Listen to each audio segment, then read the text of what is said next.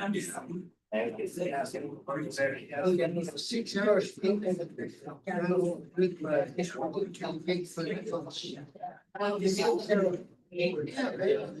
Closed session. In closed session. So item closed session A, motion to approve the personnel action list dated 8/12/25, motion by trustee McLaughlin, second by trustee Jackson. So new hires. Mike Murdoch, RSP teacher, 5th through 8th, certificated who L. Kim Pinches, new hire, LP, classified who L. Deborah Cole, new hire, early beginnings teacher, certificated, Trinity Valley. Mary Ann Lyons, new hire, Captain John, can you hear me? Am I talking? Yeah. Okay, you're good. Captain John, principal, and junior high vice principal at the high school for 7th and 8th. Admin, Erin Moya, new hire for, this was for the summer program, Erin's. Now she worked the summer program for admin. And Jennifer Soderfeld, teacher, certificate, it's got certification on here, but Hoopa High. Rebecca Hicks, new hire, payroll clerk, confidential district-wide. Andrew P. Staff, new hire, teacher, certificated, Hoopa L. Kirsten Wright, special education director, new hire, district-wide. Rodney McKinnon, transfer teacher, certificated, Hoopa High. Sammy Moon, reassignment, VP to principal, admin, Hoopa L. Erin Moya, reassignment principal at Trinity Valley, admin. And Christina West, first grade teacher, transfer certificate, Hoopa L. So resignations, we have Colton Johnson, resignation principal, Hoopa L. Andrea Lunez Appleford, resignation, letter LP, classified. Donnie Dolph, resignation, teacher, certificated, Hoopa L. Jessica, the hard one, Spolstra, resignation, LP, classified, Trinity Valley. Sarah Essick, resignation, teacher, certificated, Hoopa L. Janicia Milner, resignation, teacher, certificated, Hoopa L. And then coaches and advisors, we have Brittany Moore, varsity girls volleyball head coach, certificated, Hoopa L. Melanie George Moore, senior class advisor. Oh, it's Hoopa High for Brittany. We did that one. Certificated, Hoopa High. Gerald Soho, junior class advisor, certificated, Hoopa High. Roman Hutt, varsity boys basketball head coach, walk on, Hoopa High. Melanie George Moore, cross country head coach, certificated, Hoopa High. Tanisha Jackson, new hire, JV girls volleyball head coach, walk on, Hoopa High. Floyd Cowboy Billings, new hire, JV football head coach, classified. And that's Hoopa 2. Rena Gibbons, new hire, volleyball coach, classified for Orleans. And we have one termination, it's probation release, while they're in probation, SCIA, classified, Hoopa High. Yeah.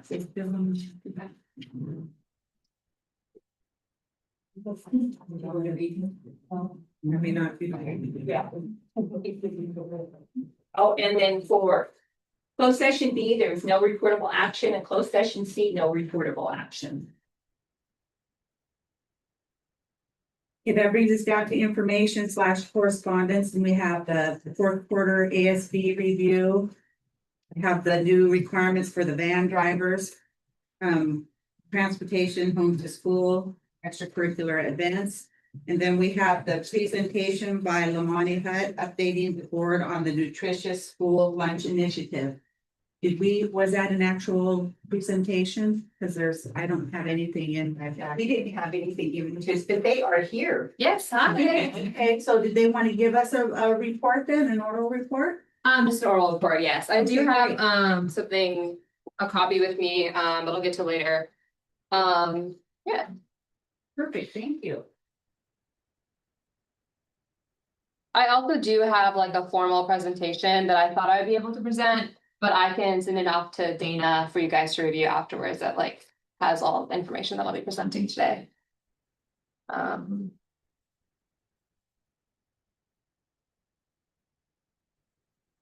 Yeah, so hi again, everyone. It's nice to see you all. I'm here presenting on behalf of the Nutritious School Lunch Initiative. I would like to give you some updates and also a look forward on like what we'd like to do with our organization, especially with the Farm to School grant of $200,000 coming in. So as an overview of our progress so far, we helped secure the $200,000 Farm to School grant, which is being implemented as of last January. And we're also very excited to hear that the nutrition coordinator has just walked on. We've also held traditional food demonstrations with local high school students. And then we've also established the district's partnership with the Chef Ann Foundation by launching this food pathway pre-apprenticeship program last year. And we also started purchasing local seasonal produce to improve the nutrition and support local farmers. So that involved our relationship with the Shawnick Farms. And also last year we bought Lucky the cow from Allie's Ranch and we're able to from Allie's Ranch this year to be able to provide students with actual like farm fed cow. So moving forward, we have a few requests. So one of the huge requests is the Chef Ann Foundation provided a huge support to the school district. So this included the Chef Ann Foundation came out twice to our school district to provide culinary training. So, and they came out, they gave culinary training, they were able to like provide scratch cooking recipes to our school district. They also provided a numerous amount of resources for professional development for our staff. This also includes if our staff were to, take this home and like do the online course training, they also got stipends. So they got $18 per hour of like anything that was outside of the workforce hours provided by the Chef Ann Foundation for that professional development training. And we are formally requesting for that to come back because as of last year, that relationship ended. As Tasha had like, the new food director decided not to have that program anymore, but we saw it as a huge benefit because it was the first time that we were actually seeing scratch cooking within our school district. And as well as with that, I also want to talk a little bit about our relationship and our involvement in the continuation of the Farm to School grant. So one of the things is we would like to be officially a part of that. So in terms of, I guess I'll pass it on to Allie in terms of talking a little bit more about Farm to School grant. Yeah, so this past year, the school applied for a Track 1 CDFA Farm to School grant and was awarded approximately $200,000. The KTRCD, the organization that I operate, is a nonprofit community organization, applied for a Track 2 award and received $350,000 award for 2 years. So we're partnering closely with the school and with Nutritious School Lunch Initiative to implement the goals of both of those projects. The school side allows the hiring of a farm to school innovator position, which is a part-time contract position, as well as provides some procurement dollars for actual purchasing local foods. The KTRCD side supports farmer education, crop planning, also supports the development of a food hub that can serve as a single location for the school to procure from, to simplify procurement processes, as well as provide market stability for our local farmers. So these two programs work closely together. The KTRCD side also allows for a series of workshops and curriculum development K through 12. So we're working closely with the Cal Poly Food Sovereignty Lab to divide up K through 8 and grades 9 through 12 so that we can collaboratively produce a comprehensive curriculum to implement in our school sites. So we are definitely looking forward to the next 2 years. We're going to hit the ground running this school year. We'll be at back to school nights, first days of school. So look for our presence. We'll be around, and we ask for your support. We want to work with school site principals, the teachers, to make sure that everyone is aware of what we're doing. I know there's been talk about wanting to see improvements within the school's nutrition programs and wanting to see better health outcomes for our students. So we are trying to make that as easy as possible for you guys, while also making a difference for our students and our families. Yeah, and also just to provide more information on that grant, for those of you who don't know, 500,000 is going for the program innovator position, and then the rest of the 95,000 is for procuring local foods. And do you want to talk a little bit about the program innovator position in terms of like what that entails? Basically, we've been working within the schools for the past 2 years, and it's been a challenge. Everyone is overworked, we're understaffed. All of us are in every department, at the tribe, at the school, we understand that. So having that innovator position is really going to be key to coordinating within the school side, right? At the high school side, we had amazing coordination with Natalie Scott and her natural resources class. So we were able to implement workshops through her classroom, but we haven't had that same connection to our other school sites. So this farm to school innovator person will be that critical contact at the school side, where we can coordinate field trips, permission slips, access to classrooms, things like that, that are critical to making a program like this succeed. Yeah. And so along with one of our biggest requests, which is to bring the Chef Ann Foundation back and reestablish the school food apprenticeship program. So the cafeteria staff are getting the professional development they need to start making scratch meals with the produce that we're getting with this farm to school grant. The other thing is that the Nutritious School Lunch Initiative would like to be more involved with the wellness committee. So I'm sure you guys are all aware with the wellness committee, but one of the requirements by federal policy is to have parents, school leaders, and also just like members of the community a part of like what is going into the goals for nutrition and physical education. One of the things that I have seen with the Klamath Trinity Joint Unified School District is that we do not have a formal reporting for like what is the actual goals, how are we meeting these goals, and we would like to support the wellness committee by being a part of that and helping them in terms of like actually having this transparent reporting and having something that's more robust in terms of what are the nutrition requirements for our students and for our cafeteria staff, what are the physical education, because we have the resources, we have the funding to be able to do this. And the wellness committee is a great way because we are required by law to have a wellness committee. They are required by law to do these reporting. And we just want to be a bigger part of it and to actually have a position within that. Also here with me today is one of the tangible things I brought is another thing that's required by laws for every 3 years. The district is supposed to provide a report just detailing what are our goals, how do we meet these goals, what are our next steps forward. I have yet to see any of that. There's other school districts in California, they usually have it published on their website so that parents, community members can access those things.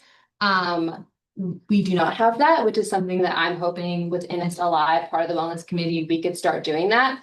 And just so you kind of know what that looks like, I provided, the state of California provides a guide for what that looks like. So I'm just gonna hand it to you in case you want to kind of look through it. The other thing is like, I really want to reiterate the importance of, you know, improving the nutrition for our students. I'm sure you all are aware of the dire situation of our test scores. I looked on the CASP test official website and our students are 2% are meeting the MLA, the ELA, and also the math requirements in comparison to, that's at Hoopa Elementary, in comparison to Trinity Valley, which is only at 17%. If we look on the coast at like Arcata Elementary, Pacific Union, Eureka City Schools, they're all at 33%. So, you know, we're seeing students who are just an hour away, 30% are actually meeting the requirements, whereas our students here at home are only 1%.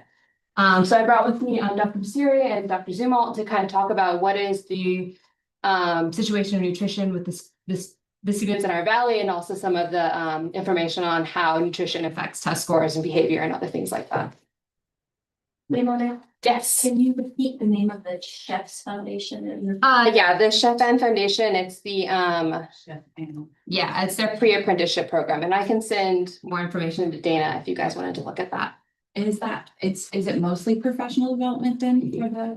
The Chef Aaron Foundation does a lot of things. What we were doing was the professional development program, so they were coming out and doing culinary training and online training. They also have resources for like recipes and like how much food to produce. There's other grants that we can apply through for them in the future, but we have to like have that initial relationship first. Yeah, thank you. Thank you. Yeah. All right, thank you, everyone. My name is Ryan Zamal. I'm the CEO of Mountain Medical Center. Here with me is Dr. Basiri. Wanted to highlight a little data as we're diving into the valley and looking at where the healthcare is at. One of the pieces that came up concern as we're meeting with our pediatrician and the youth in the valley is we've had let me back up. We've had a 347% increase in prediabetes. Currently, as we're extracting the data in our youth, we're in the high 90s for pre-diabetics. That is our largest group that's contributing to this number. In the years to pass, we were only going up, and this is in 5-year increments. So it's from 2020 to 2025, we've had the 347% increase. Previous to that, went in 5-year blocks. We were only going up in 60, maybe 72%. That's not a bad jump. I mean, it is still something pretty significant, but this last 5 years, something changed in our diets among our youth. And one of the areas that we look at is as we're asking the parents and speaking with the youth, where are most of your meals coming from during the day in the cycle. So most of them are getting 2 meals a day, starting at the school. So we look at where's your biggest food source, and that's where we're partnering with the community for good nutrition and be able to provide to our students or our youth in the valley. And from there, I'll pass on to Dr. Basiri as this changes their cycle and their healthcare care. Hi, Rob Basiri. So I'm pretty passionate about nutrition, but I know what Ryan says, that it has a clear association with the medical illnesses, obesity, pre-diabetes, blood pressure, but there's also some less commonly known effects that can have. So one thing is testing scores and educational performance. It's known that students who have a good breakfast have higher test scores. And then that gets into the type of breakfast also. So if you have someone who had a very high sugar, low nutrient breakfast, they may not do as well as someone who has a full balanced meal, including healthy fats, healthy protein. In addition to test scores, there's behavioral components. I know the Valley here has a lot of behavioral issues and educational issues with the students. So things like ADD, ADHD, other behavioral disorders. If you give these students a high sugar breakfast or a lunch that has a high sugar and not a lot of nutrients, then their blood sugars are going to peak and then they're going to crash. And so that puts you at 1 or 2 hours after their meal. They're going to be hungry, angry, their focus is going to be poor. That's kind of a sister data set to the testing scores.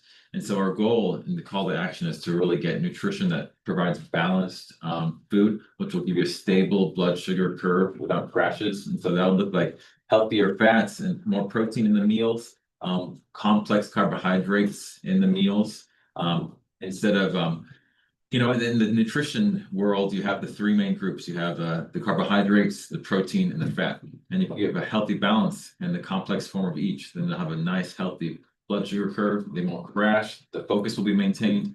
Behavioral issues won't happen as frequently. And then it'll increase also their health and immune system, minimizing sick days as well. So I just wanted to echo what Ryan said, that not only has medical benefits, but also test score benefits, performance as well. What's for any questions you guys may have? Oh, have you studied the, so our cafeteria has a required nutrition and fat content in meals, and I've always felt like the fat content was really high. Have you ever looked at our school? I have not, but I will say that it's very common. I'll say this kind of anecdotally. The media pushed fat as an unhealthy thing on foods in the grocery stores. You'll see fat free. Fat free was suddenly the new healthy thing, right? But what you don't know is that the food companies know this, and they're kind of playing a game.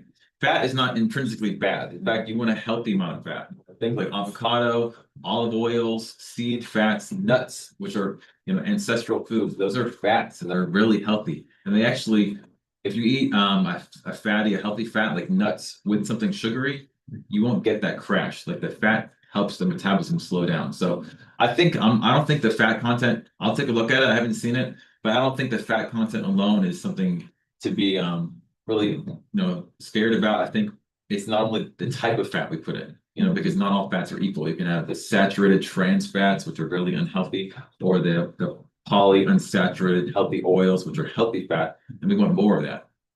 That's key with the healthy protein as well. Good question. Yeah, I'm just curious if what the national, because this is, the cafeterias are governed by, like certain like sizes of serving and what's to be served. And I just wonder how that really reflects a healthy diet, or if it reflects a healthy diet. And if it doesn't, then why do we still use it? Why do we still use that? Anyway, you can't answer that question, but it's something to think about.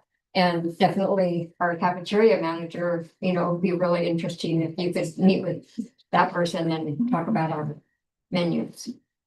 I'd like to answer your question a little bit. One of the reasons that we're big fans of the Chef Ann program is that they do have a portal that takes the purchaser or who's the director, the food director, right to the recipes that meet all the standards required for each age group. And it will also kick out your shopping list. It'll kick out the nutritional value. It will kick out exactly what's required. It's a huge tool. And one of the things that Chef Ann promotes is repeat menus. And we're talking about the ideal of scratch cooking. Even if they did one meal of every 2 weeks, that was scratch cooking, that would be an improvement from where we're at.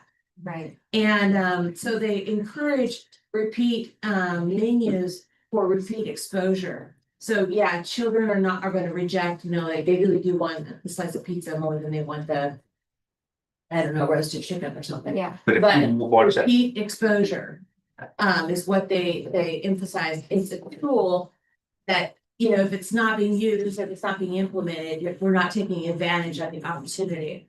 Also, Lori and I went to numerous lunches throughout the district, did take pictures, did see what was being served.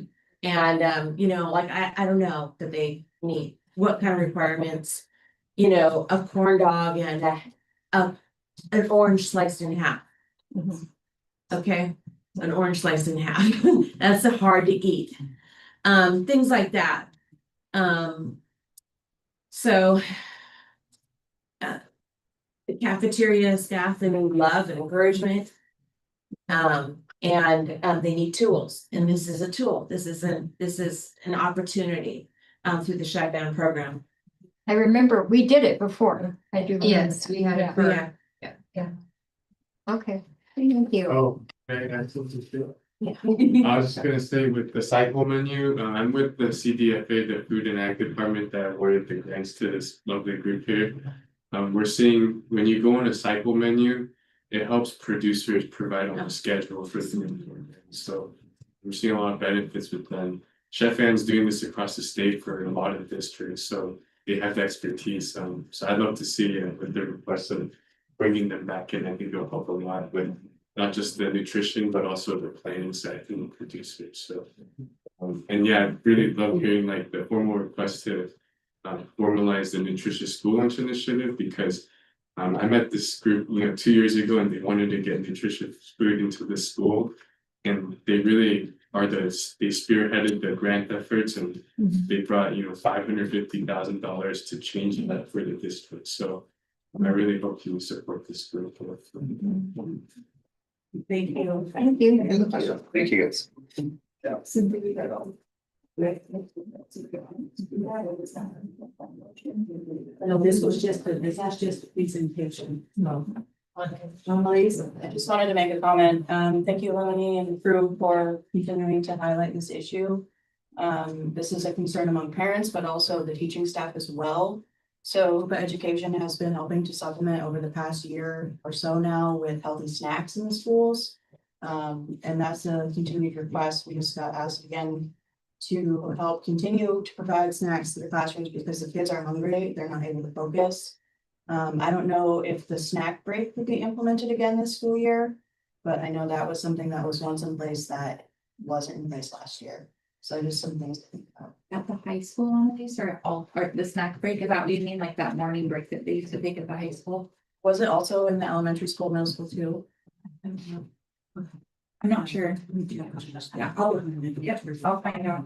I did just ask about the I remember being a high schooler, having a snack break in the morning and being able to have some options and really loving that. Yeah, you're shaking your head, some people remember that too. And so I was just asking about that because we were the principal at the high school is working on the new bell schedule. With the changes that we have going, and so I noticed that it wasn't on there, so I'll ask about that again. I think that is important. I have a final comment. We meet once a month. The second Wednesday of every month from 5:30 to 7:30 at the high school's culinary room. And we'd love for anyone to come and join us and meet with us.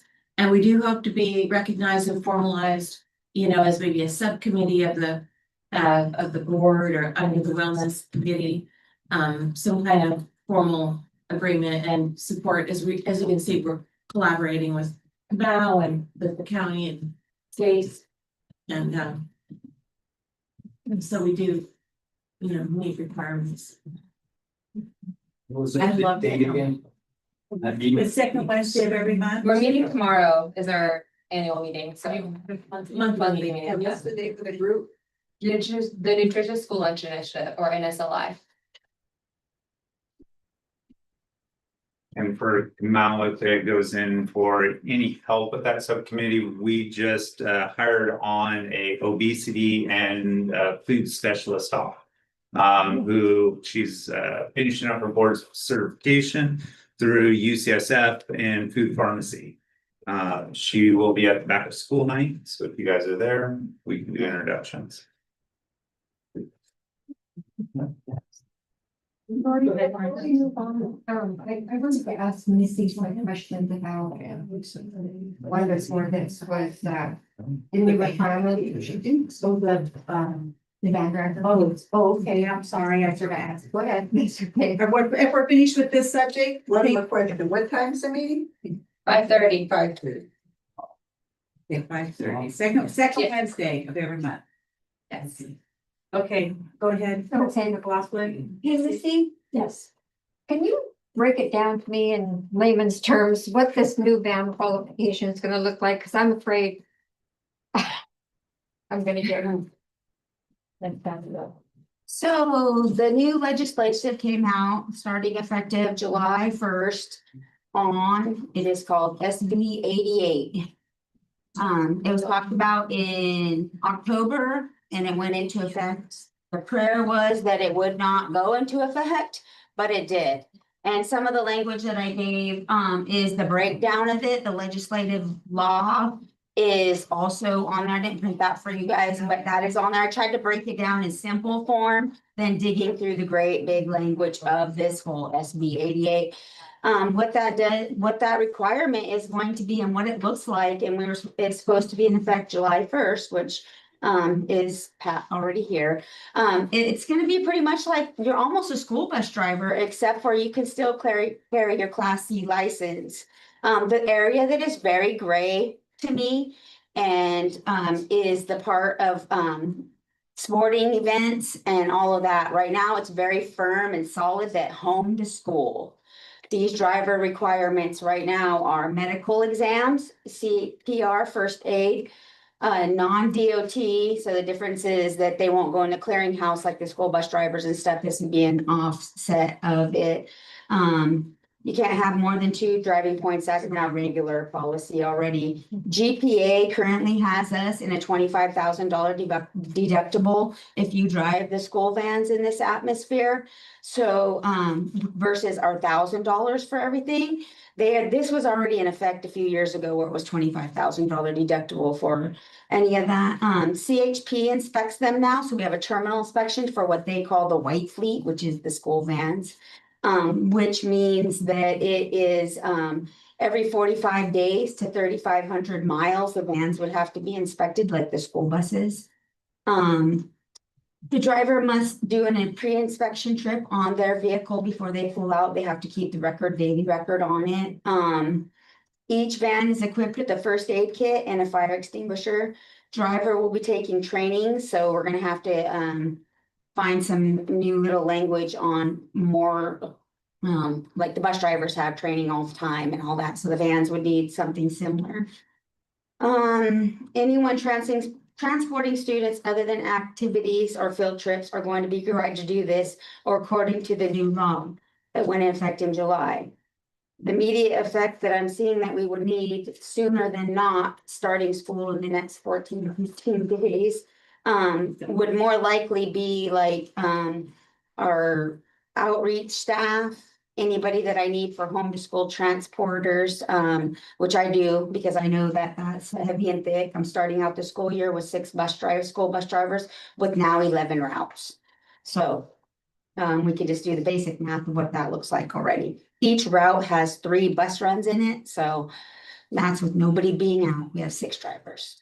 I had a question, just a clarification. So the $25,000 deductible, is that every time somebody gets in the van? Yep. Or is it So- only if they're on a bus run? Nope, so if they're on, right now, if it's anything home to school, so home to school is something that we consistently provide transportation for every day in a van.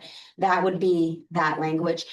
So when we're saying, for instance, Jack Norton, if we're gonna put 4 vans down Jack Norton, we need 4 drivers every day. And you get a random, ditch or any little thing, it becomes a school bus accident for that driver. That means it no longer is $1,000 deductible, it's a $25,000 deductible that we're taking a risk at. The safest school transportation is a school bus. So fortunately, we're not getting drivers. It's not that we're not looking, we're not trying. We're not getting school bus drivers right now. So we've been trying, so. But these new laws are, because I was going, oh my gosh, does that mean I can't get in a van and drive? So. Not yet. Okay. Not yet. What's not, it's very gray area still. I see it coming in the future, or there's still a lot of gray, meaning that the legislative went through, the law went through, but finding somebody to finish clarifying, because CHP is like, we're only doing school buses. CHP is not. So anyways, there's a lot of gray still in there that they're still knocking out on that. I think everybody was hoping that this law would not go into effect, but it did go in effect. So that means right now, the sporting events and all that, extracurricular activities are not in there yet. I can either see it going either or. So Okay. at this point, right now, I'm not asking the district to start that yet. What I do know is homeschool definitely we're gonna have to do, and we're only a few weeks away. I mean, we're less than that. To me, school's starting, so when we need to get them in for medical exams, first aid and the non-DOT program, and none of those they're not cheap. And So, do we pay for that? I mean, the district will We're- pay for that? yeah. Okay, because I was just looking at this one. That's a lot of money. for It a is. person that- Mhm. Yeah, Yeah. okay. Any questions? Any other questions? Thank you, Maylee. Thank you.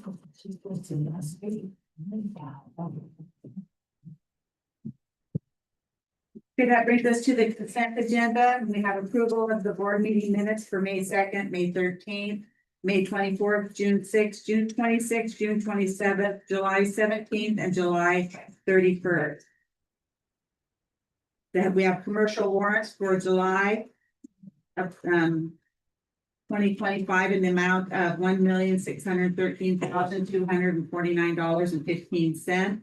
We have the ASB 2024-2025 warrants for the 2024-2025 school year, which was last year.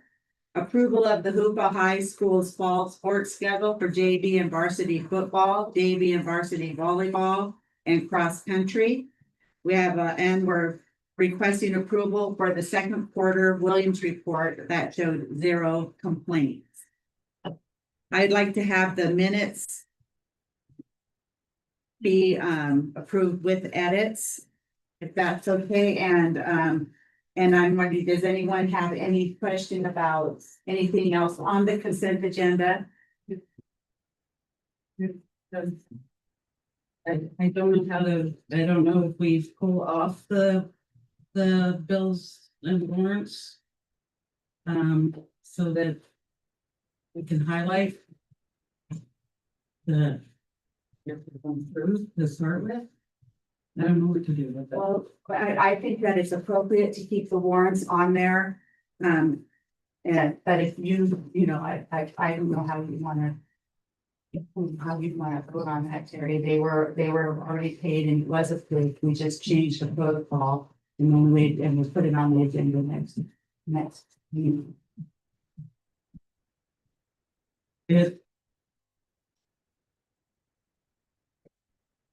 I don't feel comfortable voting on it like this, so, I understand that.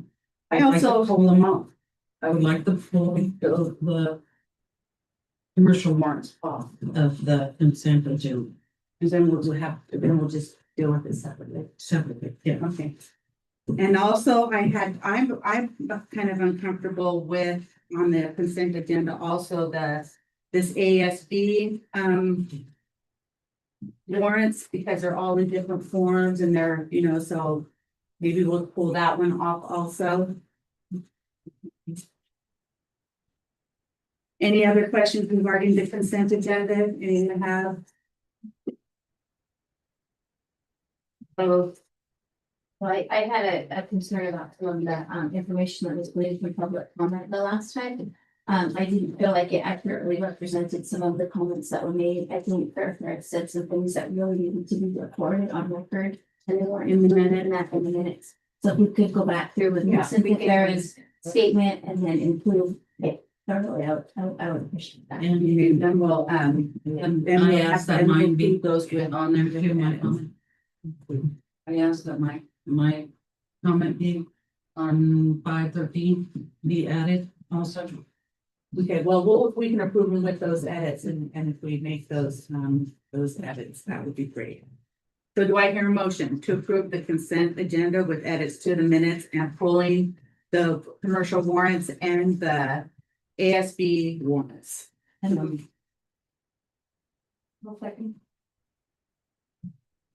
I have a motion made by trustee Colgrove, seconded by trustee McLaughlin to approve the consent agenda with the edits to the minutes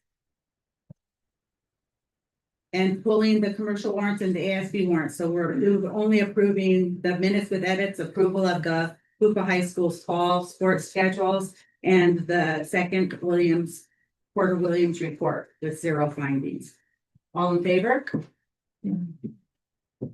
Any opposition? Hearing none. Consent agenda is approved as stated. So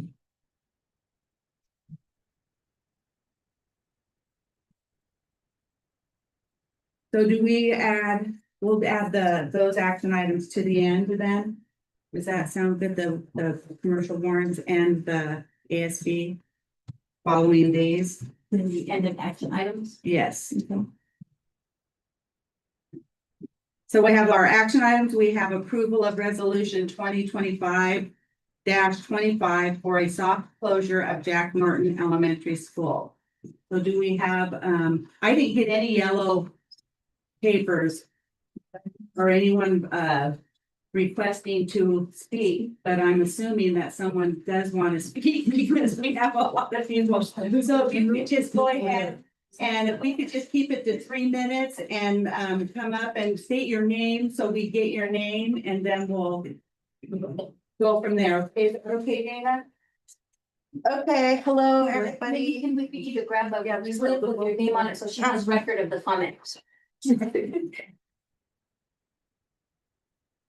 if anybody else wants to speak so that she has record of the comment, if you write your name. Then she can record it.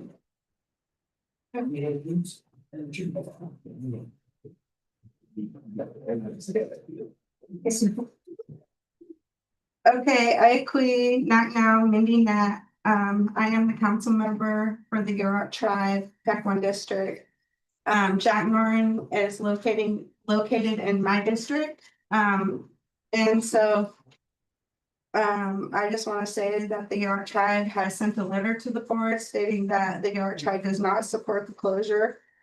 This is a blow to our community because it is the center of our community. It's where we have gatherings. It's where we, play sports and we socialize together. The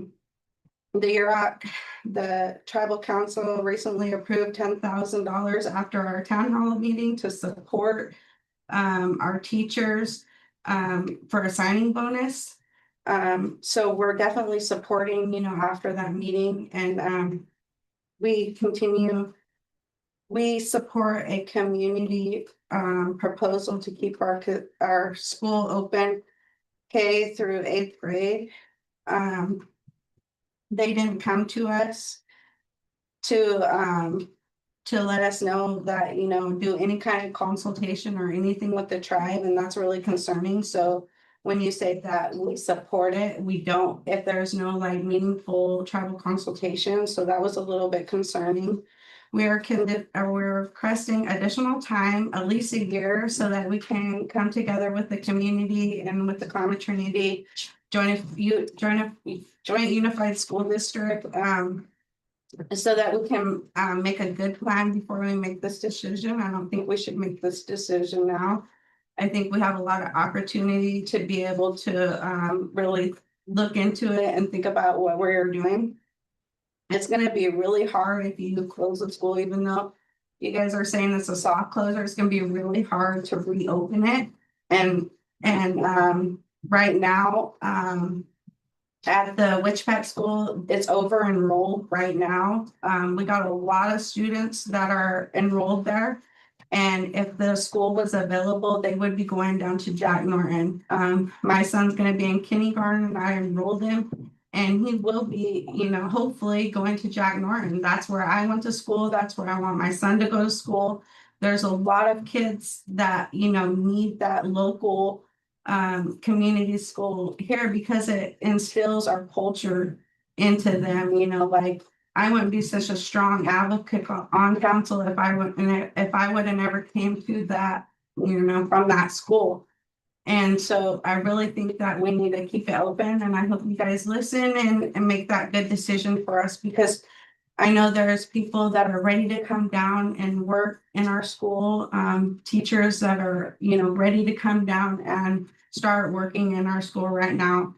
And I guess that's it. Thank you. Thank you. I just want to make one clarification also that that part in the resolution was a mistake. The resolution was drawn up by our attorney, not by us. So we will be editing that paragraph out. We understand that the Tribe is not. Yeah, I think the attorney that is working for you guys needs to really have some training on, how do they deal with governments, because you don't do consultation like that. It has to be, everybody on the council has to be informed that there's going to be a consultation before you guys say that, we oppose it or we don't. Right, exactly. Thank you. Ms. McClellan?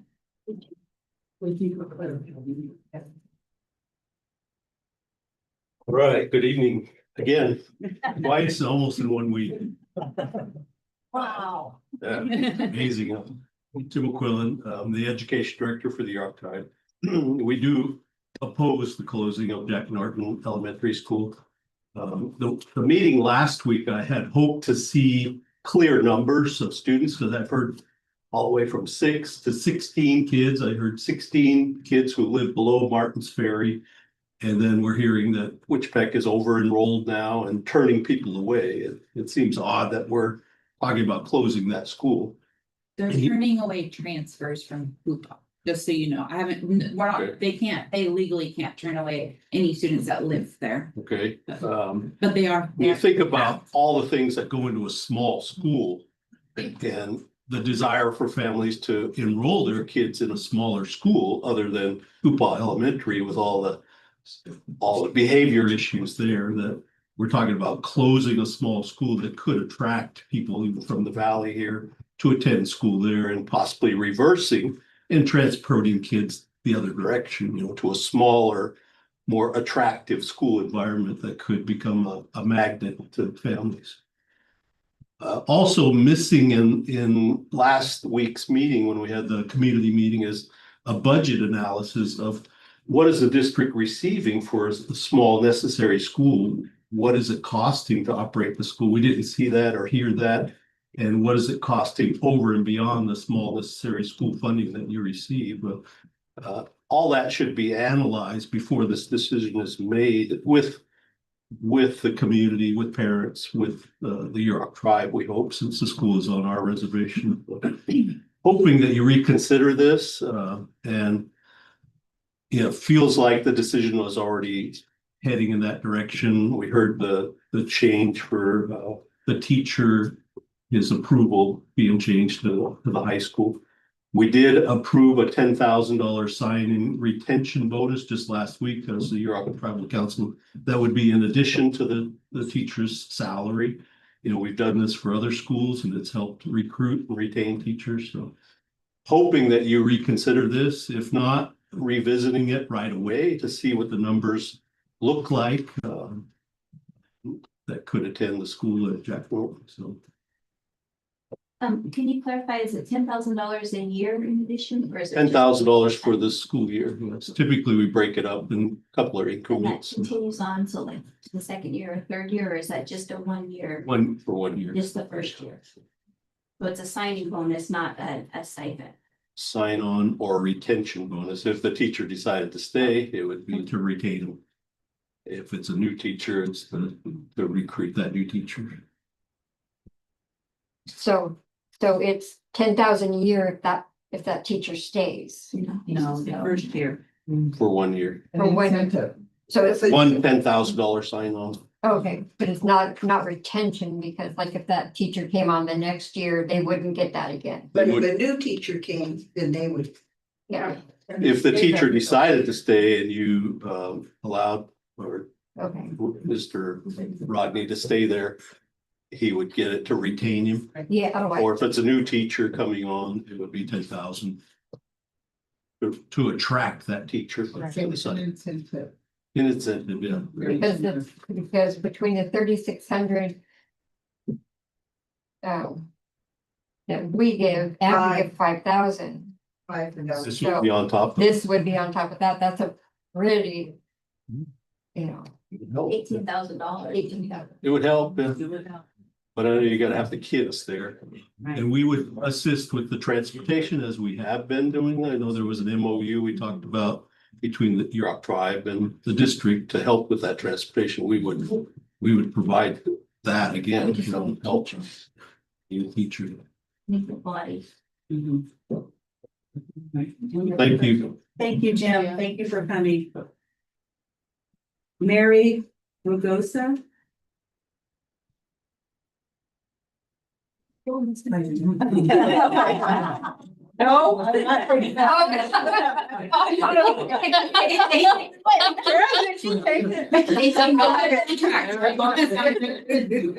for a year. 18,000. Hello, everyone.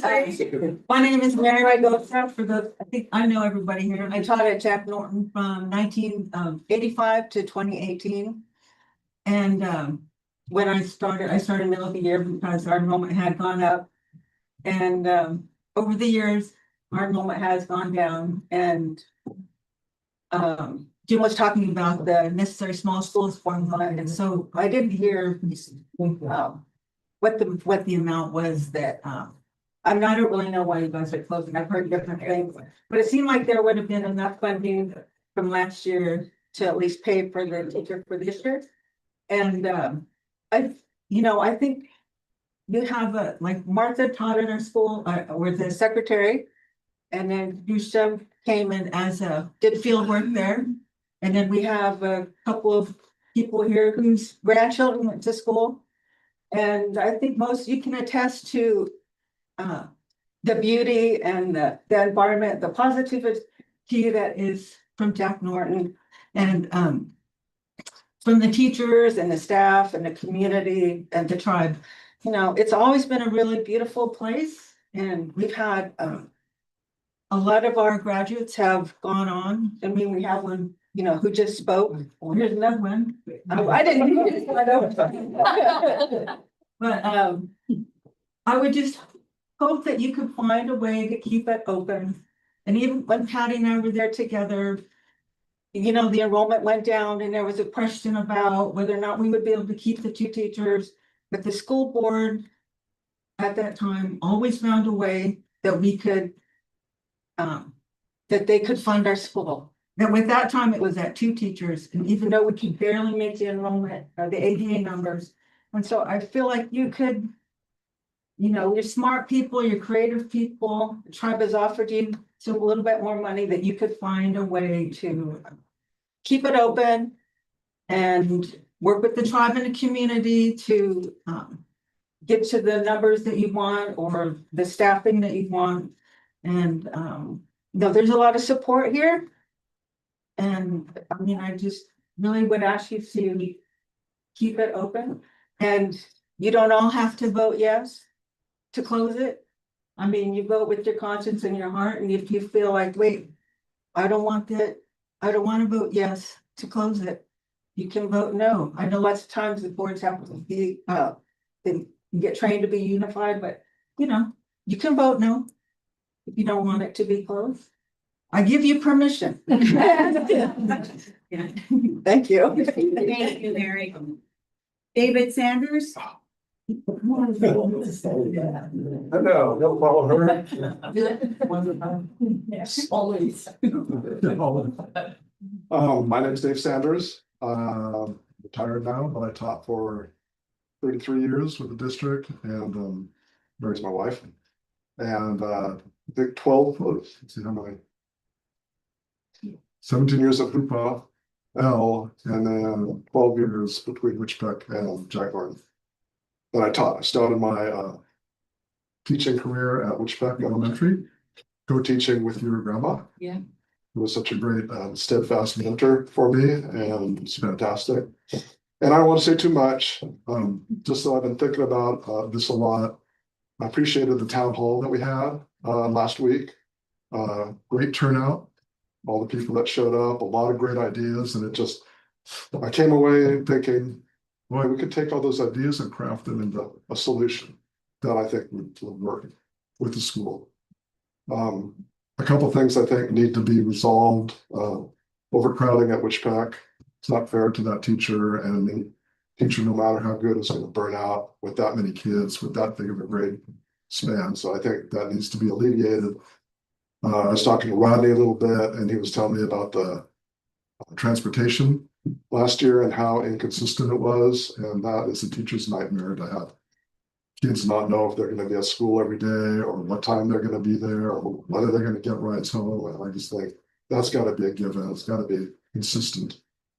And having 2 teachers, I think, or 2 credentialed adults down at Jack Norton also is a point of safety. It's so far away. And I felt really badly that Rodney had to be down there by himself, although he does have a good support staff there. So I think that's something that needs to really be considered. And I was thinking today also the last couple of days about the community, and it's not, this doesn't just impact the kids, you know, but this school has been there since, I want to say, I don't know the exact date, but I'm going to say there's somewhere between 57, 59 maybe, when the current school was built. And I know there was a school earlier that you talked about. There's a photo of it in the county office with the wood stack. This is down at Pipeline Bar there. Great picture. And I talked to people over the years at Pipeline, and that school was built with materials that the community donated. And also the land was donated. And at one time, my good friend Alwak Hunch, used to always say, this used to be the richest school district in the county, or maybe California, because it encompassed all the way to Redwood Park.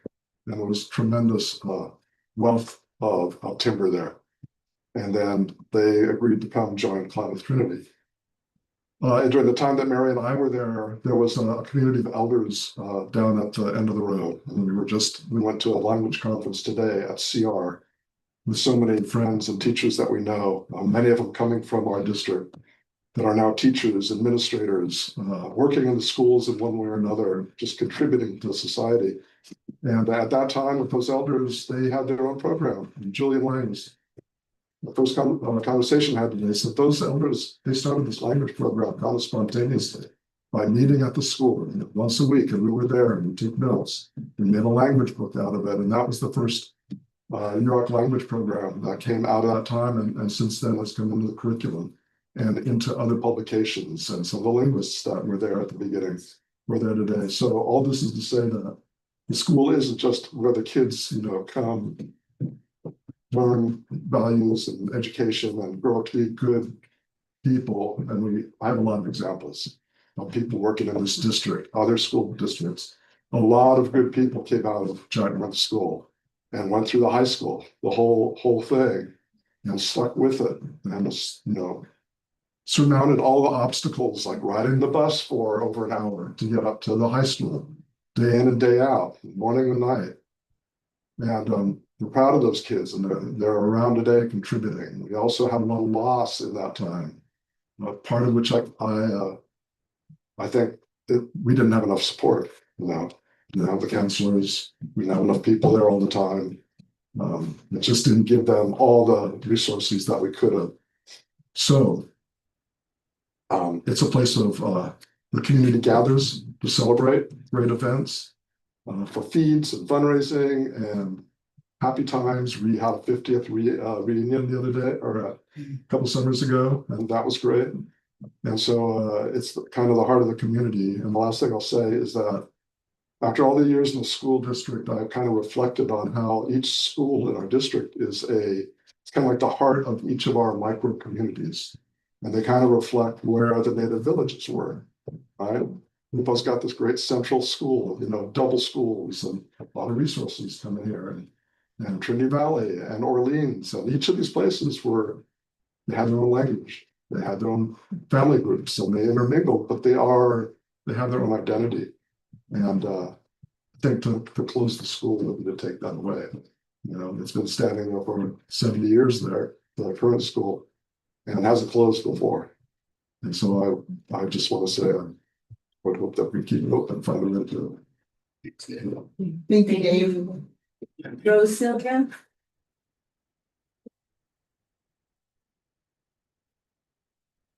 Hi, everybody. So I drove up the road trying to think of what I could tell you to change your mind. I don't know if I could tell you anything to change your mind, but so I graduated from Jack Norton. I actually started school there before it was Jack Norton. So old I am. But I would urge you, it is my understanding that Jack Norton has the highest test scores in the district. And based on that, it's the ideal place to go to school, right? You have the small classroom, you have the one-on-one, you have all of that. And I think that that's really important. Now, I don't know all of the statistics to the test scores. I did hear someone stand up here earlier and say that here at Hoopa Elementary, it's like at the 1%. But so I think that's a huge, huge thing to consider. You're going to close the school that has the highest test scores in your district. And I think that in reconfiguring the kids really is the numbers. And I'm talking to Mindy earlier, her little fella's going to go to kindergarten and he has to travel through Witchpeg because Jack Norton no longer has that. That's a huge day for a little bitty kid, first experience to school. And so I think that needs to come into consideration too. And looking at unlike Jim, they told me 5 kids, then that father called me, he said, nope, it's 16. My little fella, I have to drive him to school and I have to pick him up, right? Because he has to also go to Witchpeck. And I heard you say that Witchpeck has to turn away kids from Hoopaw because Witchpeck's full, but Witchpeck wouldn't be full if the kids that were from Jack Norton went back to Jack Norton. And it's all about trying to come up with the money, not just the money, but to come up with the teacher. And I think that's how we sell it, right? Are we selling to those teachers that you're now going to enter the school that has the highest test scores in the district? Does that make a difference for a teacher? So I really think that, I liked what everybody said. I don't want to see Jack Norton closed. I think that if Jack Norton closes, it's never going to reopen again, no matter what. It's the childless, the no longer having the children isn't just an issue for Jack Norton. It's all over, right? Like the school districts are getting smaller and smaller. The population isn't there. But I have seen the upper reservation of the Yurok tribe grow tremendously in the last few years. Just by putting in housing, you have a whole nother group now, 2 or 3, and that isn't going to stop. And so I have a huge concern about making this decision today that's going to affect tomorrow. And if we're already growing on the upper reservation and that school's closed, what's going to happen to our kids when we continue to grow? And so I just want to urge you to reconsider that decision. I don't really know what a soft closure is. It's like, oh, we're just going to close the door softly. I guess that's what a soft closure is.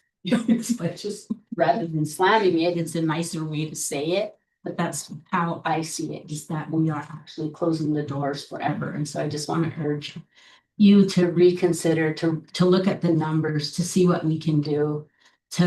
The Yurok tribe is willing to step forward and help in any way that we can. And so I just came here, sat here, and waited just to tell you that. Thank you. Thank you, Rose.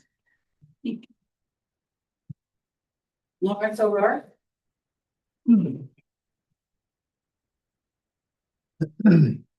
My name's Lawrence O'Rourke.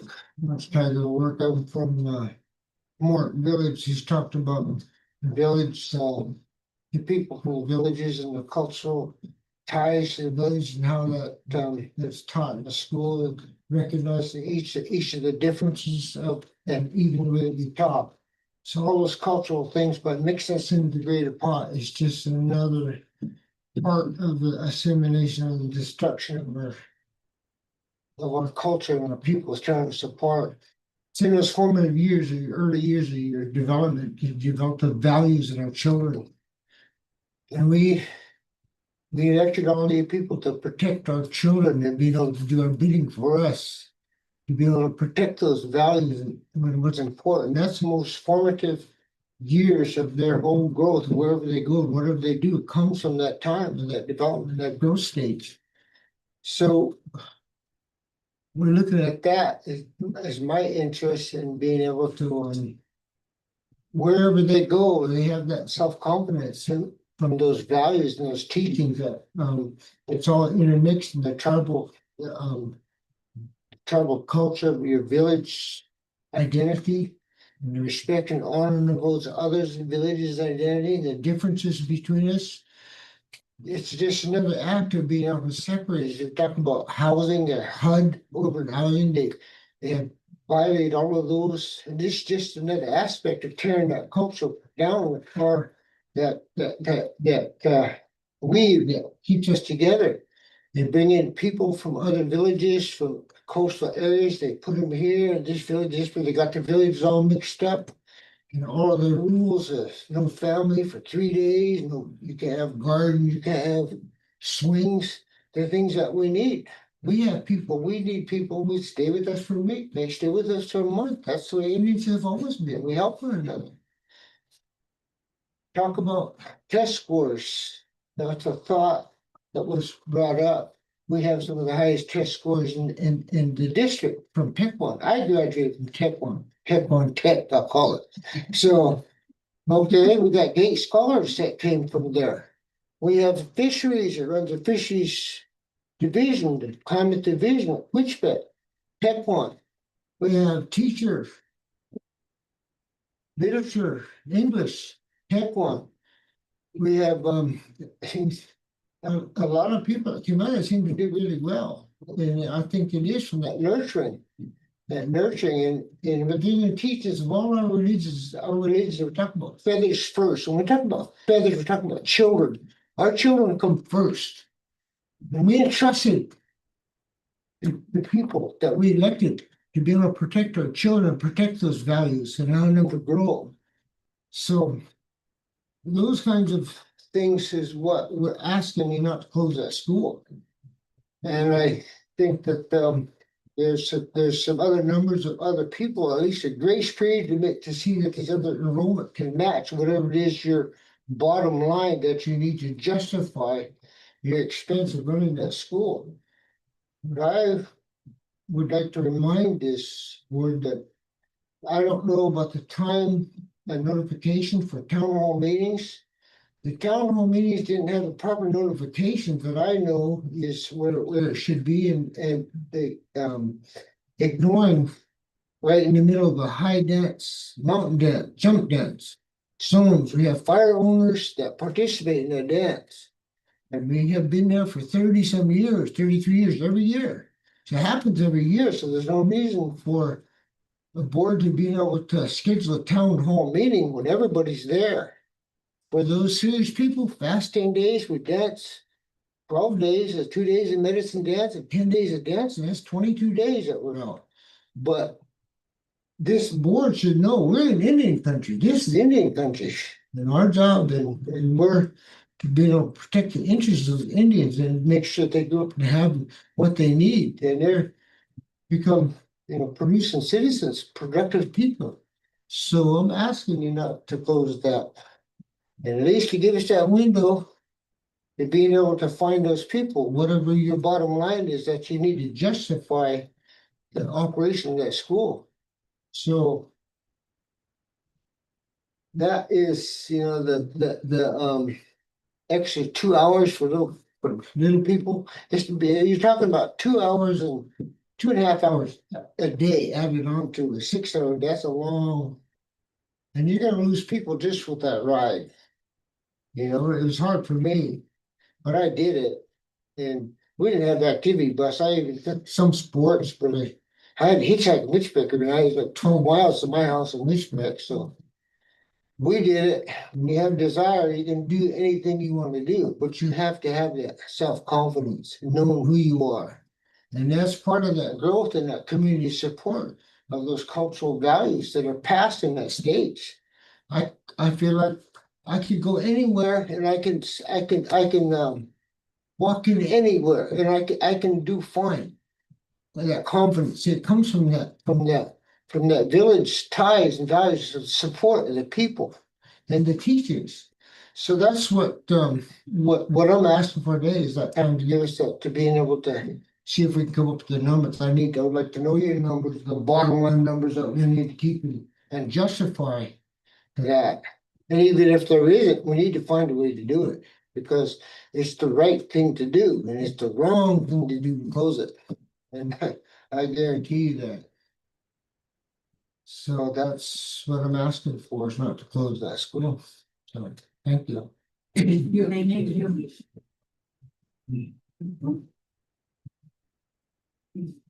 Anyone else? Sign a fee, web or anything? I got some fee requests from mail. Should I fill them out? Yeah. Yeah, if you could write your name for it, it's just Dana just needs it for the thing, so. Okay. How do you do it in a minute? Okay. I'm Patty Kelly. I am the school board representative for Rich Tech and Jack Norton School, and I'm really happy to see everybody. I have some people asked me to present. I just got one of them about numbers, about solutions to the problem of low enrollment and school closure. And the cost of keeping it open with so few kids and some of the,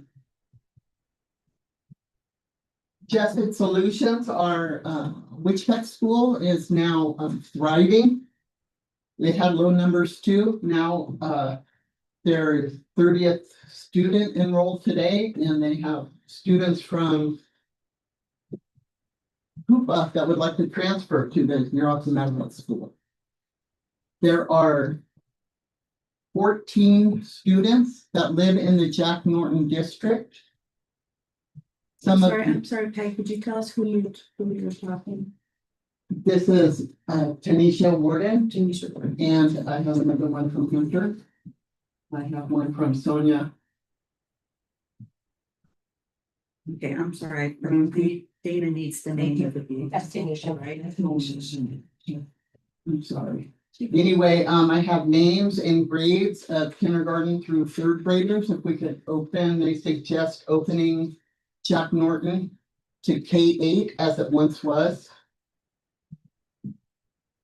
The staff at Jack Norton and Witchpet School have been really working hard to try to make this happen to keep the school open. And they have strong teacher possibilities. We also have received promises of support from the Yurok tribe, community input, parents that now send their children to Witchpet School that are in the Jack Norton district would really like to send their kids to their home school. The numbers projected are, if that should happen, 14 students at Jack Norton School. And then they can open enrollment at Witchpet School for those that would like to transfer from Hoopa that are Europe students. There is. Who's speaking? Who's speaking? That's Tanisha and Hunter. I'm kind of blending them both. Oh, separate. Okay. We need them separate. Tanisha Warden is the secretary at Witchpet Magnet School, Europe Magnet School. She spoke with Cheryl Tuttle, and I did too. I didn't want to just take her word. I wanted to be able to present that Cheryl also said yes. She is supportive of the Jack Norton home students being able to go to their home schools, and then she could open enrollment to fill her school spot, her empty spots. There is a request from Hunter Schaefer, who is a aide and is going to school, working towards her teacher's credential with a plan to teach at Jack Norton School. She's highly regarded in the community. She's very committed. She said she would like to see cultural education at Jack Norton School enhanced as it once was. And she is committed to teach there until retirement if she could be hired. Please don't close Jack Norton School. We can get the numbers up. They are here.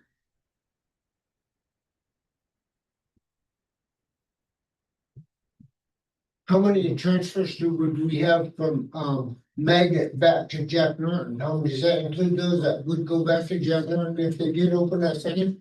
How many would be coming from? Well, back from, I know my grandson is one of them that goes to Witchpet Magnet, but he would transfer to Pequot Tykes boys, Relia's boys. That's 3 students that are from 14, she said. down the river area that would go back to Pequot. There would be the students, she sent a list, I can't say the names because that's confidential. Yeah. But there are names and last names and ages and grades. So from kindergarten to 3rd, So can you read the grades? Yeah. Pardon me? I'm not gonna read the names. The grade. The grades. Kindergarten through third grade, How many? 14. How many in each grade? I'm Eighth sorry. grade. 14 students from, that are going to Witch Pet School right now. That could transfer. Nobody's gonna make it in. Their suggestion is we wouldn't make them. But to offer them, many families want to send their kids to Jack Morton. But that's the thing. So I mean, that's all great, but we don't have a teacher. That's the thing. That's our problem. It's right? not about the numbers and it's not even about the cost. I don't care about that. I'm just gonna tell you guys, I don't. I know I should be really fiscally responsible. That's not the concern. But just so you know, for round kind of numbers, we get about 300,000 for small schools and it costs about 700,000 to run it. But that's not even the concern. I just don't have a teacher and we start school in 12 days. Even about the top 4 through 8. But I don't have one teacher. We had 2 positions there, right? We had the K through 4, and the K through 3 and the 4 through 8 for, like Dave said, from beginning of eternity from. You have Rodney at 4 through 8 right now. We don't, and I can't like speak to specific personnel, you know, but we don't have a person right now to teach any of the classes. And so that's what's holding it back. It's not the money, it's not the numbers. The numbers are low, but we talked about like when we do have a person, it'd be good to reopen it as a K-8 again and like service the community in the way that the community needs to be Well, served. even if you don't have K-8, if they have just 4 through 8, Rodney was there, he would stay there if the school stayed open. The reason he would move is because he said he's closing school, he thinks you're closing the school. Yeah, I can't speak to personnel, but that. As the new bonus that the York Pride was offering, I don't think it's been advertised yet. It just got approved like a week ago, so that I don't think that's out there circulating. Yeah, and my plan is to continue posting the teaching position. My fear, you guys, is that in 12 days when school starts, who do I have down there teaching these babies, like, or these big kids or whoever we have down there? They need to be safe, they need to be with a certificated teacher, they deserve to have a good education, and so that's my worry right now. If somebody put in for the position, that's what the difference between like a soft closure and a hard closure. If we did a hard permanent closure is actually what it's called, then it wouldn't, I guess would always be a chance that you could reopen it, but it would be harder. And this way we have the option to just basically reopen. But it's really about the staffing. That's the need, is the staffing. So it's also my understanding that the school doesn't have busing, so the kids that are there, how are they gonna get to any other school? Yeah, we're working on the transportation right now, and we're working on an MOU with the York Tribe. And so what I'm hearing is that Witchpeck is full, so they're gonna have to go to Hoopa or Orleans or Trinity Valley. No, none of those kids would qualify to go to Witchpeck because there's 6 kids there. And they'll have to, they're 4th through 8th graders, so. Kids that, There's 2. Jack Morton. 2 coming on. There's only 2 coming out of Jack Morton, coming all the way out of the end of the road, but there's 6 total students that were. Going in and you're not even telling me. Yes, we are. Yeah, So being bused, we're talking about the kids that are being bused out. Her grandchild's on the list. Yeah. So, To go so out. the issue really is that there's no teacher. And after what you said, you have me convinced, Tiger, I'm convinced, but there's not a teacher there. And so I think a good suggestion would be to continue advertising for the teacher. And I would like to see us go K-8, fix the house up, really build on the idea of like a one-room schoolhouse and really make it like a unique experience for that teacher. There's had kids coming up too. Yeah, because I saw that you have a lot of different projects down there where the numbers are gonna fluctuate, right? They're Yeah. gonna increase. So I think that when we're talking about a soft closure, we're talking about not having a teacher there right now. Right? We don't have a person to teach. If we did come up with a teacher. Yeah, I would like to see a K-8 because I don't feel like a 4 through 8 service as a community, Yeah.